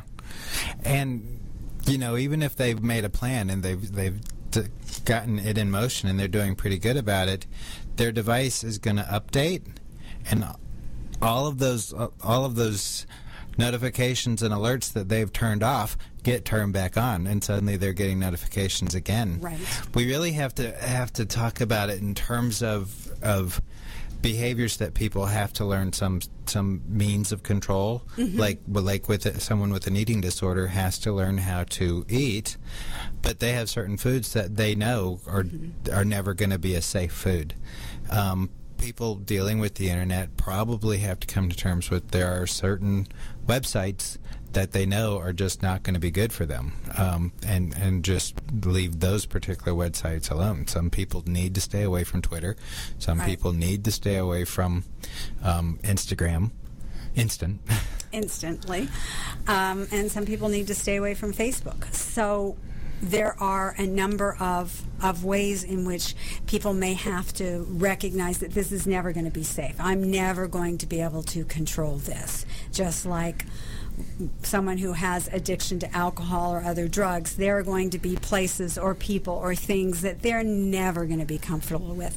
Others that they'll be able to learn to tolerate and manage their life being involved with people, places, and things. But there are going to be some of them that they won't. They're going to, just like, as you said, with the eating disorder, what is your trigger food? What would be your trigger media? What is the one thing that will grab your attention and take your time more than any of the other ones? What's the most that you have the hardest time turning off? Exactly. The most potentially time-consuming and potentially relationship ruining and job challenging. So that may be where we start. It's with other addictions, it's pretty hard to say, well, okay, we're only going to drink beer now because liquor is the thing that gets me. It's pretty hard to use the substance as your taper. In this case, you have to, which is what's going to make treating this so much more difficult, because you have to work and determine what is your abstinence, what are the things that you're going to need to do, how can you set some boundaries and set some rules that you can live with that will free up your mind and your time and your money to be able to spend it in more healthy pursuits. And I think with anything that you have to communicate about it, and you have to make these commitments with the people in your life. The idea that it's secrets that keep us sick. So you need to share it and use their support to help you with your own abstinence. Absolutely. Thank you so much for listening, and we'll see you all next week on Detailing Addiction. The disease of addiction is a life-altering challenge, not just for the person suffering its effects, but also for the family and friends who support and love the one caught in its grasp. What should be the course of treatment? Who is the best person to render treatment? And what is the best place to go for the care that is needed? We know that you want answers to these and many more questions. Call 770-696-9862 and speak to a representative of the Atlanta Healing Center. They can tailor a program specifically designed to address the needs of the person suffering with an addiction, or give you guidance as to where that help may be found. Information is the key, and the trained staff at AHC is here to assist. If you wish, you can also get more information on the website located at www.atlantahealingcenter.com. Affordable health insurance was the promise of Obamacare, but for many, the government mandate caused more problems than it solved. This is Dr. Elena George from Medicine on Call, and I want to tell you about a truly affordable alternative allowed under Obamacare, Liberty HealthShare. Liberty HealthShare bypasses doctor and hospital panels, giving you the freedom to choose. And with a maximum of $500 out-of-pocket per person and 100% coverage up to $1 million per year per occurrence, you can rest assured knowing you and your family are protected.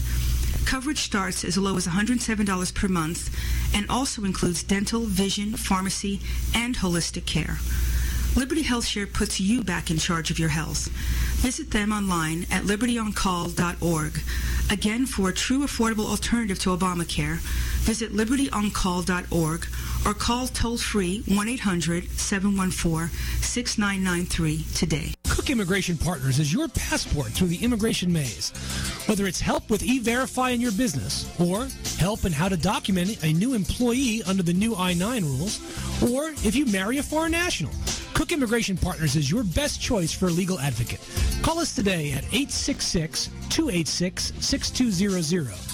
That's 866-286-6200, or visit us on the web at www.immigration.net. You're listening to America. You for listening.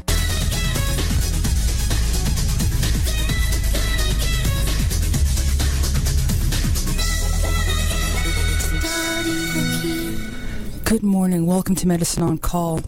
Today we have a really important show, and I am blessed to have a very special guest on with me, Mr. Trevor Loudon. He's an author, a filmmaker, a public speaker.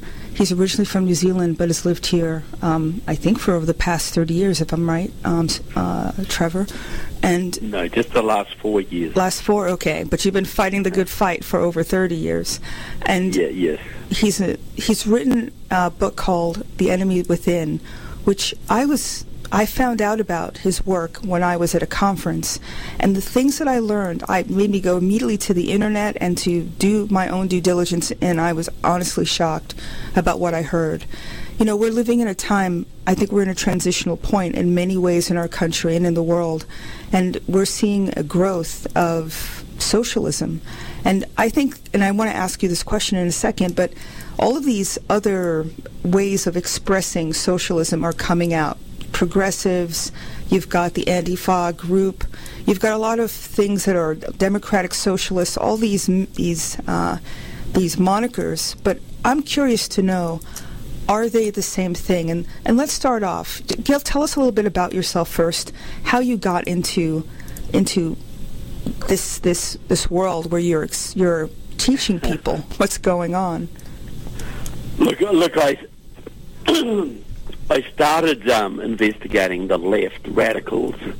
Oh, excuse me.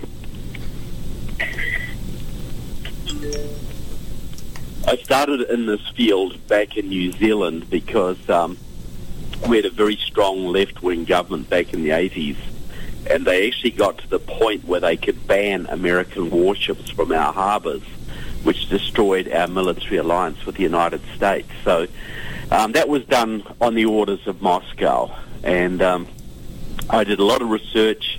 I started researching America because I knew that America was the main enemy of the left, of the communists. They needed to take America down if they wanted to set up a world socialist state. And while I was doing that research back in 2007, I discovered the ties between Barack Obama and the Hawaiian communist Frank Marshall Davis, and we publicized that. I also exposed Obama's communist green job czar, Van Jones, and Glenn Beck used my information, as he used a lot of my information on his chalkboards, to get Van Jones kicked out of the White House. Since that time, I've done in-depth research on your congressmen and senators, and I say approximately 100 of your U.S. congressmen and about 20 of your U.S. senators are so enmeshed in Marxist groups or with hostile foreign powers or with Muslim Brotherhood terrorist front groups that they couldn't pass a security clearance to drive a school bus. But fortunately for them, there are no security clearances in Congress, so they get away with it. So that's why my books are all about the enemies within, because your enemies knew they could never take you down from the outside. So they put a lot of time and a lot of effort and a lot of money into infiltrating you inside, and that work is now coming to fruition. You know, is the politics of division, which we've seen on steroids over the past 8 years, this identity politics, is that one of the weapons or one of the tools that are being used to manipulate us? Well, it's probably the main tool right now. The communists actually have a phrase. They say the nationalities question, the national question.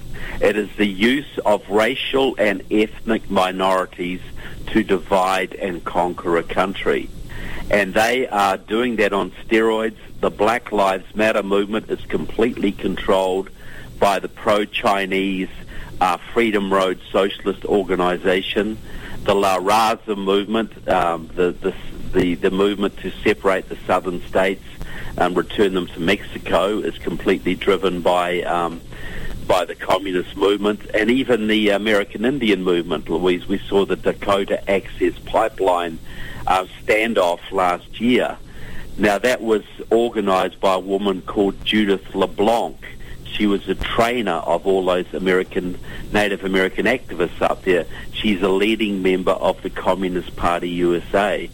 So, yeah, the racial division in the country is to be completely and deliberately driven by the American Marxist movement, 100%. And for those who really, to kind of drill down on what it really means, we talk in broad brush terms about capitalism, socialism, communism.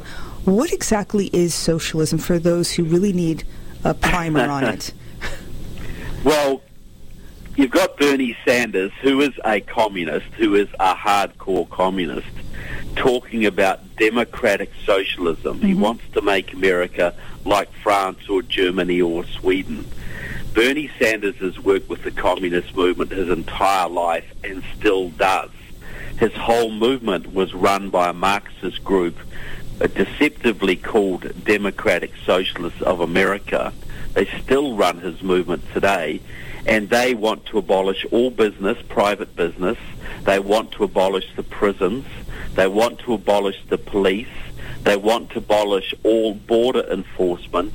They want to abolish just about everything that is pro-American. They want to completely socialize your health care so you are dependent for your health care on the government.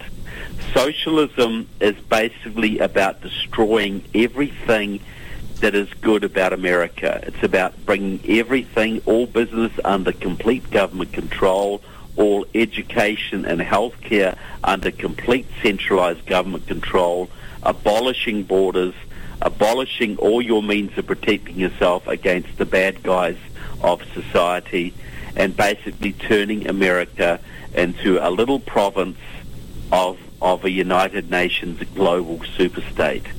Socialism is nothing to do with sharing the wealth. It's nothing to do with giving the little guy a break. It's all about completely centralizing power and all power and wealth in a very few hands so they can tell you how to run your life from cradle to grave. I think that sums it up. I think that summed it up really well. And the way they're doing it, they're using emotion in order to try to push this agenda. I mean, it's like the same playbook. It's always about a child. It's always about the worst case, what looks bad to gin up an emotion, and they don't believe that. Yeah, look. The thing people have to understand is the issue is never the issue. The issue is always the revolution. The socialists don't care about kids being separated on the border. Obama was doing that for years. They never raised a peep. They don't care about Black Lives Matter. All the Democrat left-wing controlled cities are where the black population is suffering the most. They don't care about the Native Americans. They don't care about the gays. They don't care about the environment. They don't care about any of these things. All they are using these issues for is to drive discontent, to divide the nation, and set it up for civil war and revolution. And this is the thing to remember. You can't argue with them on the merits of these cases because they don't believe in them themselves. All they're using is talking points to drive the revolution. Mm-hmm. And they're doing pretty well right now. They're causing, I think America is pretty more racially and politically divided right now than it has been since the Civil War. And that is completely deliberate, and it's all Marxist-driven. I mean, would you say also that the Me Too movement, just the movement, not the actual cases, is also a way to divide the sexes? I mean, I would think, at this point, men are afraid to even look at anybody of the opposite sex because they might be called something. Yeah, look, my parents met at work. They started dating at work. Well, you'd probably be pretty scared to even ask a co-worker out on a date these days, It is. It's division. You look at the Roy Moore scandal over in Alabama. There was complaints made about Roy Moore's behavior as a young man. As soon as the other guy got elected, they all went away. They didn't care about justice for these women. That wasn't the issue. The issue was destroying Roy Moore and electing a left-wing Democrat to the Senate in Alabama. You know, they just use these things. The whole Me Too movement is basically directed ultimately at President Trump, but it's also being used in the churches. They just got rid of Paige Patterson out of the Southern Baptists, one of the most conservative people in there, on a Me Too type accusation, and replaced him with a leftist. You know, the churches in this country are going way, way to the left, and the conservatives are being purged, and Me Too's being used to achieve that. This sounds like it's well thought out, it's planned, it is coordinated, and there seems to be many fronts on it. I mean, you look at what you just mentioned, and then you look at the anti-fascist group, the Antifa group, which seems like the physical arm of it, you know, to physically intimidate people. Are they working with the Democratic Socialists of America? They both have the same end, I would think, which is to upend what we have. But are they working together? Is it coordinated? Well, look, absolutely, they overlap tremendously. I did a documentary last year. You can get it free online. It's called America Under Siege Antifa. America Under Siege Antifa. It's 36 minutes long, and it traces the communist history of Antifa right back to the Nazi German era, where they were used by the Communist Party of Germany to battle Hitler's brown shirts. And now it's being used by the Democratic Party as their military wing. You've got whole areas like in Orlando, for instance. The whole Antifa there is basically the branch of Democratic Socialists of America. And their leader, one of their leaders, is the local Democratic Party field organizer. You find the same out in Oakland and Berkeley, where the Democrats use Antifa as a means of shutting down opposition, shutting down Republicans, and shutting down conservatives. And you'll find most Antifa violence, almost all of it, occurs in cities that are controlled by the Democratic Party and where the police are under the control of the Democratic City Council and are basically told to stand down while Antifa does its dirty work. I've seen that. I mean, and not only that, but the Black Lives Matter protest in Baltimore, for example, it certainly seemed that the police were outside of the community, allowing it to completely implode. And the stories that I heard were they were busing people in to become the protesters. It wasn't the people who actually lived there, which is really tragic when you think about this. In Ferguson, when they had the riots in Ferguson, the left moved 10,000 people from out of state into Ferguson to keep those riots going. That whole thing was orchestrated by an organization called the Organization of Black Struggle, which is a front for the Freedom Road Socialist Organization, the pro-Chinese Maoist group that runs Black Lives Matter. So these things, you cannot tell me there's no communism in America right today. Black Lives Matter is a perfect example of it, and it's only one of many. On that note, let's take a break. You're listening to Medicine on Call. This is Dr. George from Medicine on Call. Healthcare reform is confusing, but one thing has become obvious. Whether it's finding an affordable insurance plan, keeping your doctor, or being able to afford needed prescriptions, navigating the healthcare system has become a challenge. With the loss of the Obamacare mandate, those needing help can now choose an affordable alternative. By joining Liberty HealthShare, you'll become part of a community of health-conscious Americans all over the country who want to control their own healthcare costs and choices. Liberty HealthShare is not insurance. It's an association of self-pay patients who unite with like-minded people to share their medical needs. Neighbor helping neighbor. Medical, surgical, and some alternative holistic treatments are covered without restrictive doctor and hospital panels. Plans start as low as $107 a month for an individual and $345 a month for a family. Healthcare without the hassle. What a simple concept. Learn more now by going to libertyoncall.org or call 1-800-714-6993. Do you have a problem with the feeling of something stuck in your throat, throat tightness, bad breath, a chronic cough, or frequent throat clearing? Maybe you have acid reflux, which is a common problem. Or maybe you have persistent ear pain, ear clogging, or ringing in the ears, but have been told you don't have ear infections. Perhaps it's because you grind your teeth at night. Sometimes the symptoms don't seem to be connected to an underlying problem. Sometimes the answer to a nagging symptom that doesn't go away or respond to treatments can be found by having your doctor give you the time to explain exactly what's going on in order to discover the root of the problem. This is Dr. George from Medicine on Call. I believe in taking the time to perform a thorough examination, discuss the findings, and answer your questions, because I believe that our patients are empowered when they're given all the treatment options. It's simple. When you understand the problem, you get to decide which treatment option works best for you. It's all about the power of choice, because Peachtree ENT Center is where patient care counts. For more information or to make an appointment, go to www.peachtreeentcenter.com. That's peachtreeentcenter.com. peachtreeentcenter.com. You're listening to America's Web Radio on the AmericasBroadcastNetwork.com. Thank you for listening. Welcome back to Medicine on Call. We're having a very sobering conversation with Mr. Trevor Loudon. He's the author, filmmaker, and also a public speaker. And he's written many books, and he's on the internet. And I really highly suggest you go to his website, trevorloudon.com, and learn about what he's talking about. We're talking about facts, and that's what we don't seem to get on the mainstream media. It's all about emotion, half-truths.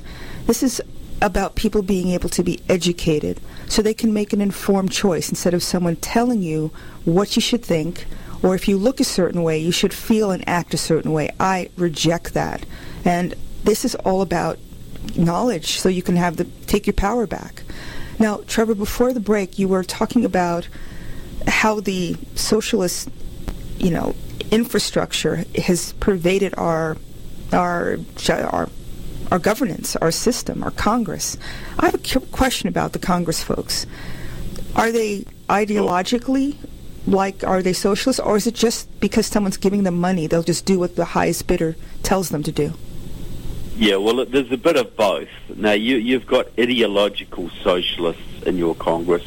Like in Georgia, you have Hank Johnson and John Lewis, who have worked with the communist movement their entire political careers.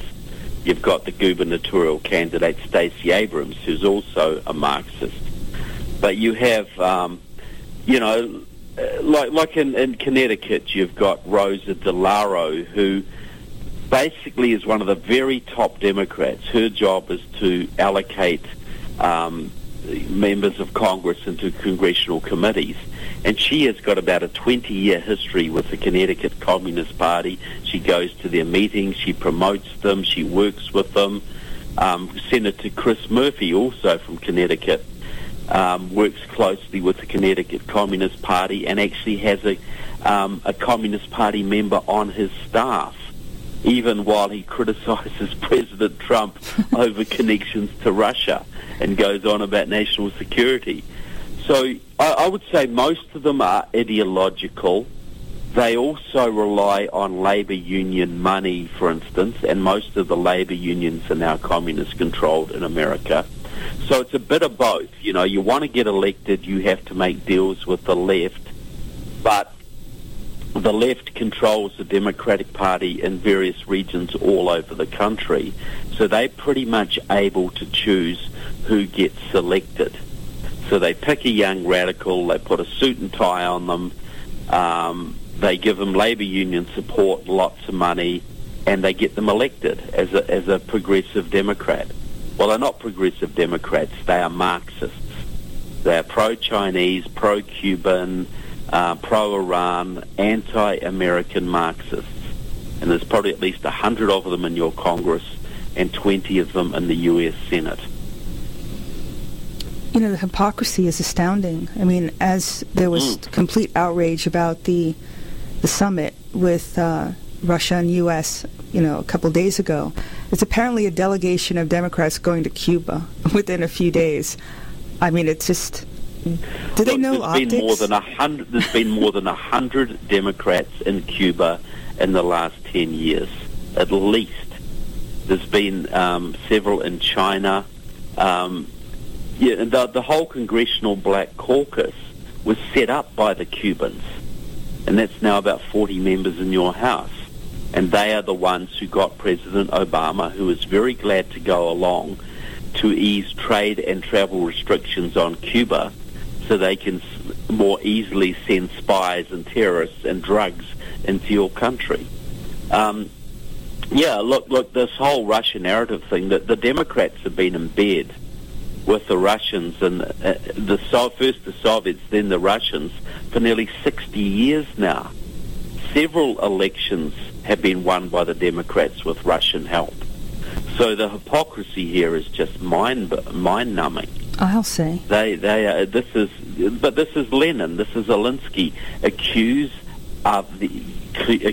your opposition of what you are doing yourself. Well, let's switch gears for a second and talk about how this is being cultivated. That's at the congressional level or the governance level. What about our education system? I mean, you see these folks in Berkeley and these universities, and they are just. Again, for me, watching a black student, for example, sitting in an Ivy League university, talking about how oppressed they are, seems to be disingenuous. I went to Princeton. I'm not feeling oppressed. I have opportunities and had opportunities that I've taken advantage of. But how could you sit there after being 1% and still say that you've made no progress? Yeah, and that's exactly right. It doesn't matter what you give people. If you're pumping them up with Marxism all the time, they're still going to feel aggrieved. So the education system, the teachers' training colleges were taken over in the 40s. Most of the universities were taken over in the 50s and 60s. The journalism colleges were taken over in the 50s under people like Curtis McDougall, the journalism teacher who invented advocacy journalism, the idea that you don't report the news, you make the news. So you've got a whole infrastructure now of universities which are completely controlled by the left and are filling the kids with information like America is a rich state that ripped off the third world. America was founded by rich white slave owners. America is a disgrace and a danger to the world. That's how these kids are thinking. Mm-hmm. Now, I had a great conversation 2 years ago at the People's Summit in Chicago. There was 3,000 communists gathered to support Bernie Sanders.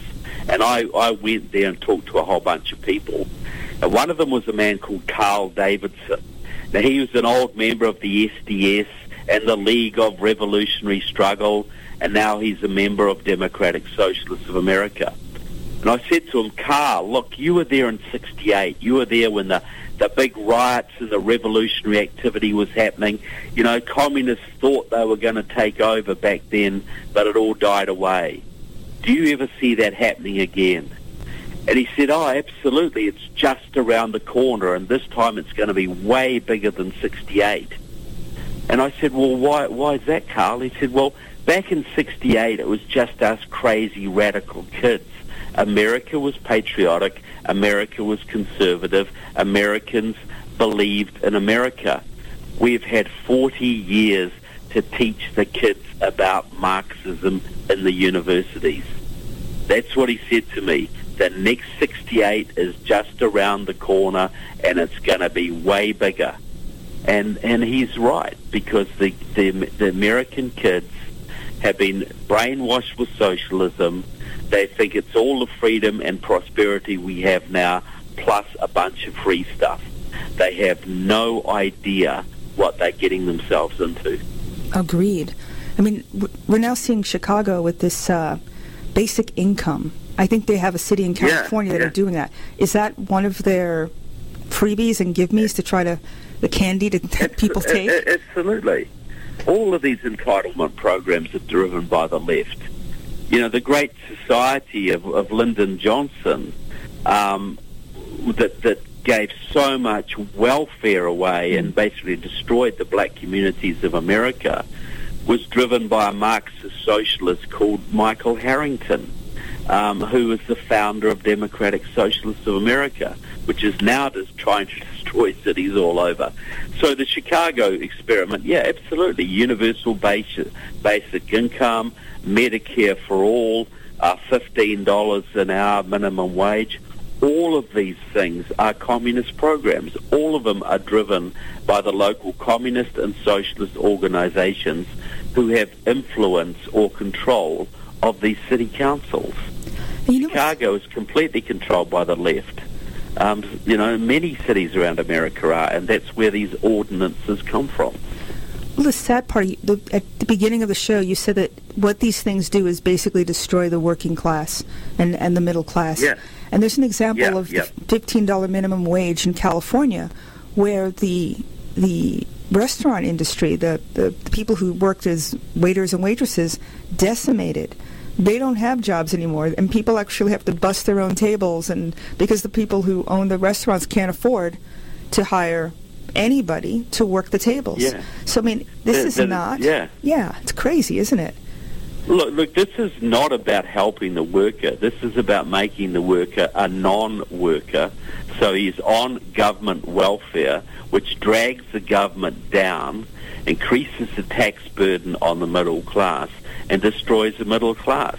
This is all about making things so expensive for labor that your sons and daughters don't get jobs, they're unemployed, they're bitter and twisted, they hate the system, and are fodder for the revolution.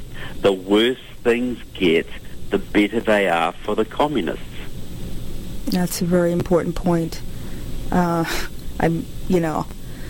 You're looking at Venezuela. That's your future, basically, if we continue to let this happen. And Venezuela's never really on TV. They don't talk about it very much. But if you really go and look at it, look at what's going on, that was a prosperous society. They had oil money.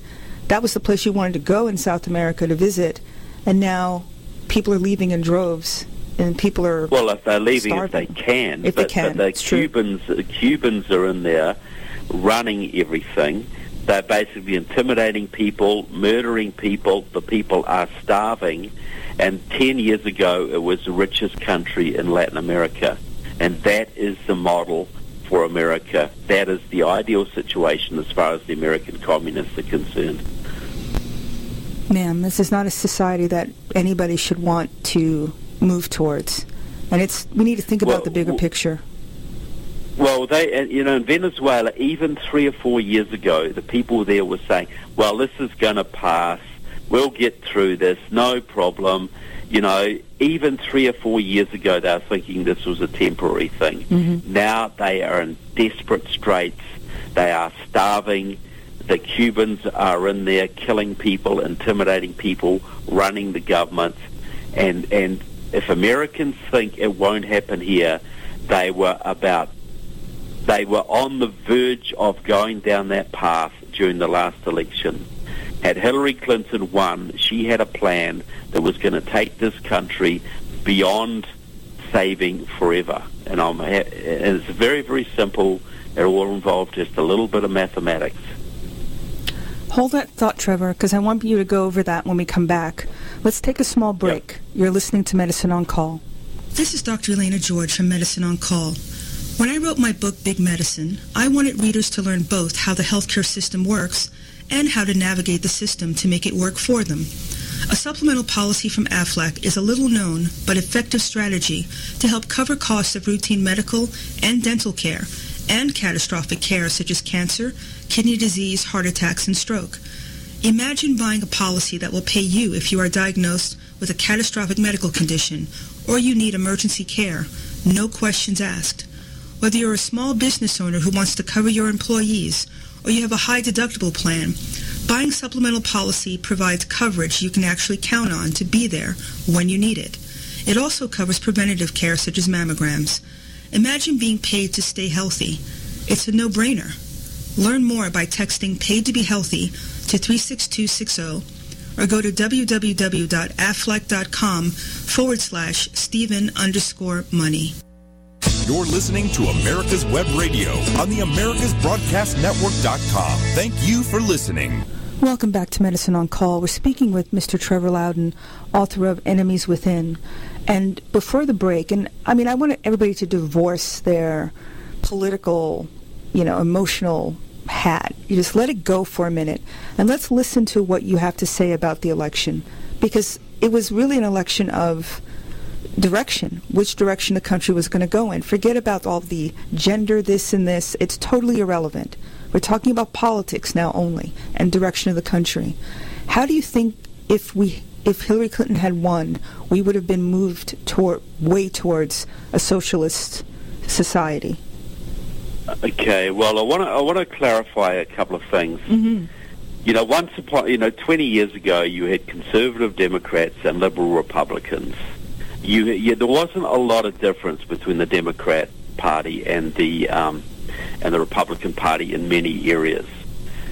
What happened in 1995, Democratic Socialists of America, the hard left, took over the AFL-CIO under John Sweeney. And they did something very important. They switched the AFL-CIO's policy from opposition to illegal immigration to support for illegal immigration. 100% reversal, which was cemented at their national convention in Los Angeles in 2000. And the man who did that was a man called Eliseo Medina, a Marxist, a leader of the SEIU union, and the advisor to Barack Obama on all issues of immigration. Now, this is what I want to make the point here. 30 years ago, the unions in this country were most militantly opposed to illegal immigration because they saw it taking jobs from American workers, breaking strikes, and lowering wages and conditions. Now the unions are completely pro-amnesty for illegals.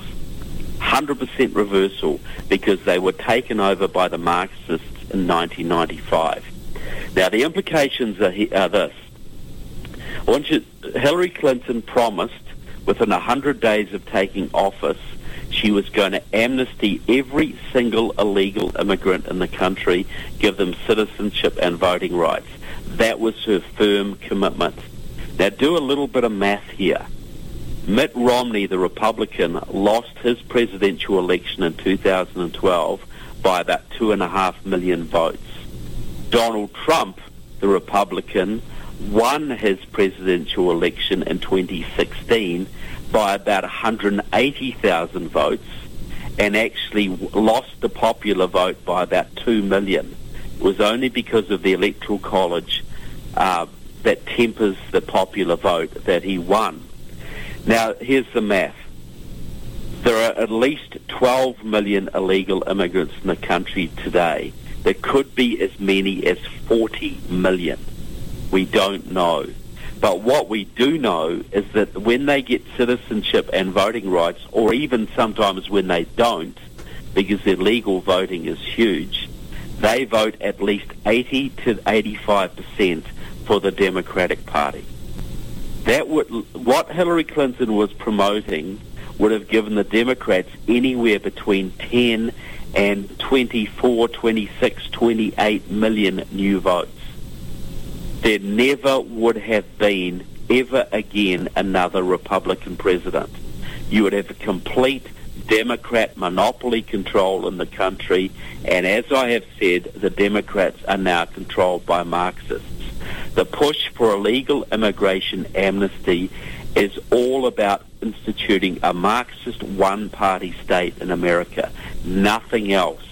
That is why the Democrats are so willing to keep the borders open. They hate border enforcement, and they will never give President Trump his border wall because that is their supply of voters. That is the people that keeps them in power. The more extreme the Democrats get, and they're getting more extreme every day, they are losing their middle-class traditional base. Their only chance of getting power in the country again is to flood the country with new Democrats from over the border. And that's exactly what they've been doing. That's a complete Marxist program and has been driven by the Marxists and the unions and now by the Democratic Party. And the people who are coming over, they're coming from societies that socialism or where the government controls everything. That's how they live. It's not new to them. That's what they want, right?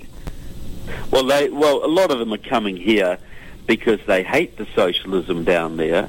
Some of them are coming here because they just want freebies. Some of them are come here because they want a better life and to make money. But doesn't matter why they come here.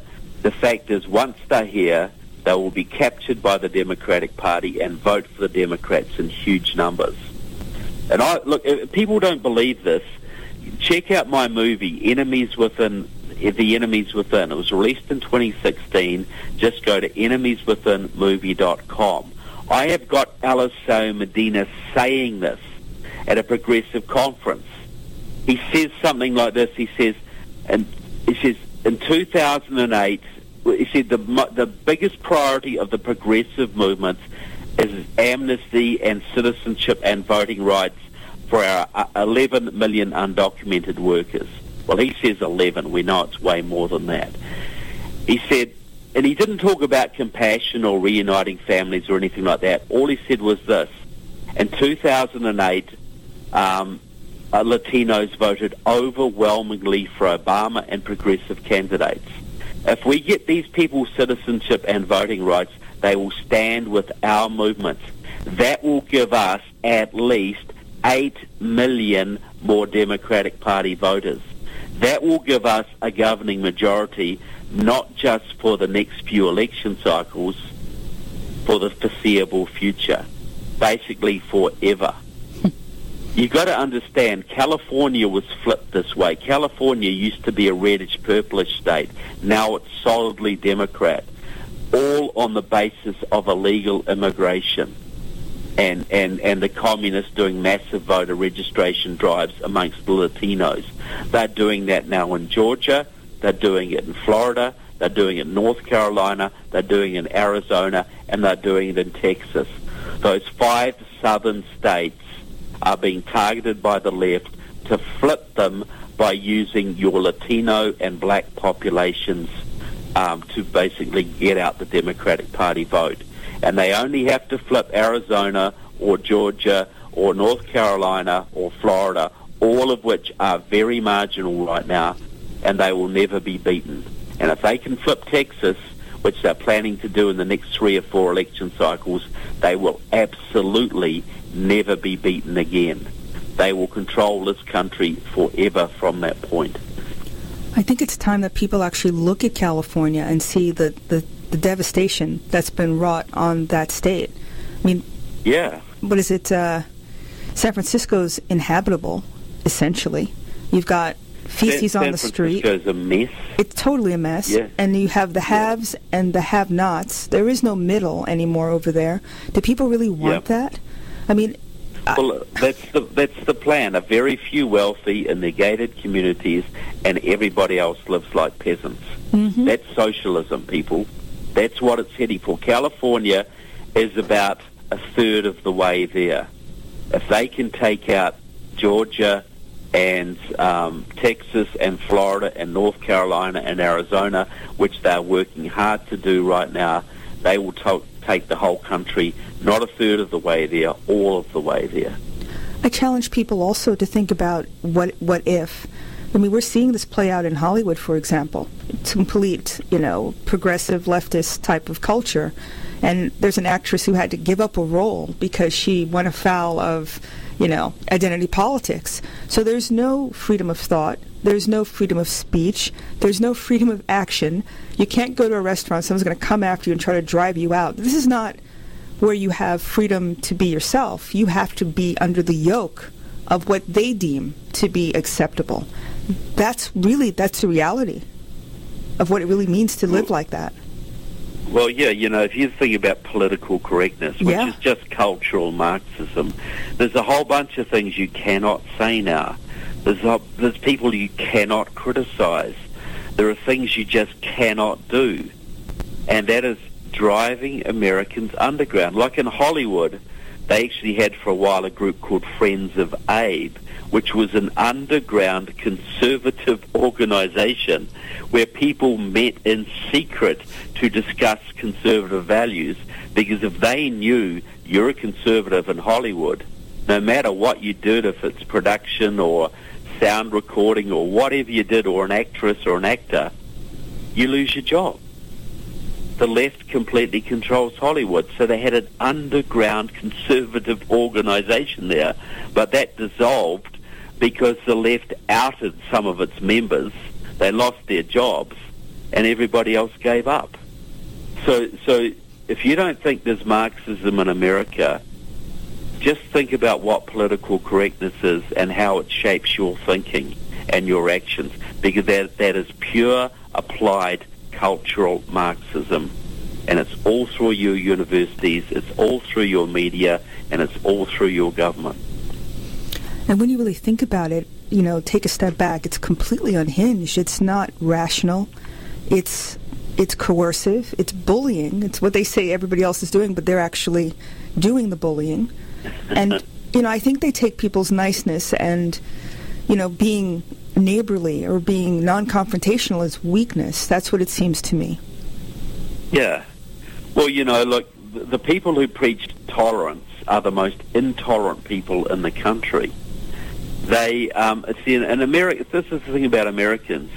You don't have to tell Cubans who live here or Eastern Europeans who live here that this country is going to socialism. They know it. Mm-hmm. They're tearing their hair out, wondering why Americans are so meekly accepting this tyranny. They understand it. They've seen it. But see, Americans have lived for years in the richest, most benevolent, most prosperous country the world has ever known. Americans believe that everybody else thinks like they do, that everybody else is as nice as they are, that everybody else is as friendly as they are. This makes Americans too trusting and too naive and too darn complacent. And the left plays on that. The left will exploit that. Just like criminals will exploit trusting, naive people, the left does the same. Wow. Let's switch gears again, because I'm curious about this other alliance, and that's the CARE, the Islamic groups that are trying to, or involved with the refugee resettlement. And again, it comes down to everybody being the worst person in the world because they want to vet people. Why would you want someone in your house and you don't know who they are? It has nothing to do with race, sex, anything. It's just, what kind of person, irregardless to anything else, is coming in? What's wrong with asking that question? Well, virtually every country in the world accepts that they have a right to vet who comes into their country, and that person will fit in and adopt to the local values. America has no such right, according to the left, and CARE is very much part of the left. CARE, the Council on American Islamic Relations, was founded by a guy who used to be a major communist. He's connected to the Palestine Liberation Organization and Hamas, the terrorist organization, and their job is to soften Americans up to accept the mass Islamization of their country. You don't want... I'll tell you a little thing. When I came to this country, I had to swear an oath that I'd never been involved in any communist or fascist organization that sought to undermine the U.S. Constitution. And that's not racist. That's just political, right? You want to come here, you have to accept American values and the Constitution. Just like when you go to someone's house, you accept their way of doing things, you don't impose your way on them. So, if you believe in Sharia law, which is a central tenet of Islam, and that is dictated from Allah and commands everything about your life. It commands how you go to the bathroom, your marital affairs, your business affairs, your education, and your politics. And if you're an observant Muslim, your duty is to spread Sharia law everywhere you go to make it the law of the land, because this is God's law. This is Allah's law. So therefore, if you're a Sharia-compliant Muslim, you are working in direct opposition to the U.S. Constitution. You are promoting a totalitarian, top-down political system. So if you can't come here if you're a communist, and you can't come here if you're a Nazi, why should you be allowed in this country if you're promoting Sharia, totalitarianism? That is the guts of this. Nobody's complaining about Buddhists coming to America because they're peaceful. Nobody's complaining about Hindus coming to America because they are peaceful. They're only complaining about Muslims because the Muslims believe in a totalitarian political ideology, and they believe they are obligated to force others at the point of the sword to follow their ideology. America's right to exclude communists. America's right to exclude Nazis. And I think America should be excluding Sharia-compliant Muslims for exactly the same reason. I can't argue with that. I mean, it's about being forceful in forcing people into your way of thought. That's the crux, isn't it? How many Muslim countries became Muslim because of missionary activity? I don't know of any. You name one. Every Muslim country has been converted either at the point of the sword or through mass immigration. That's the two weapons of Islam, and they're applying that in America today, and they're applying it in Europe in spades.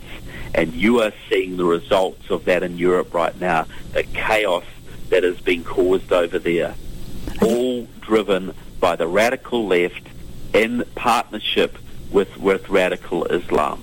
And CARE in America and the several other Muslim Brotherhood fronts are all combinations of Muslim and Marxist activity.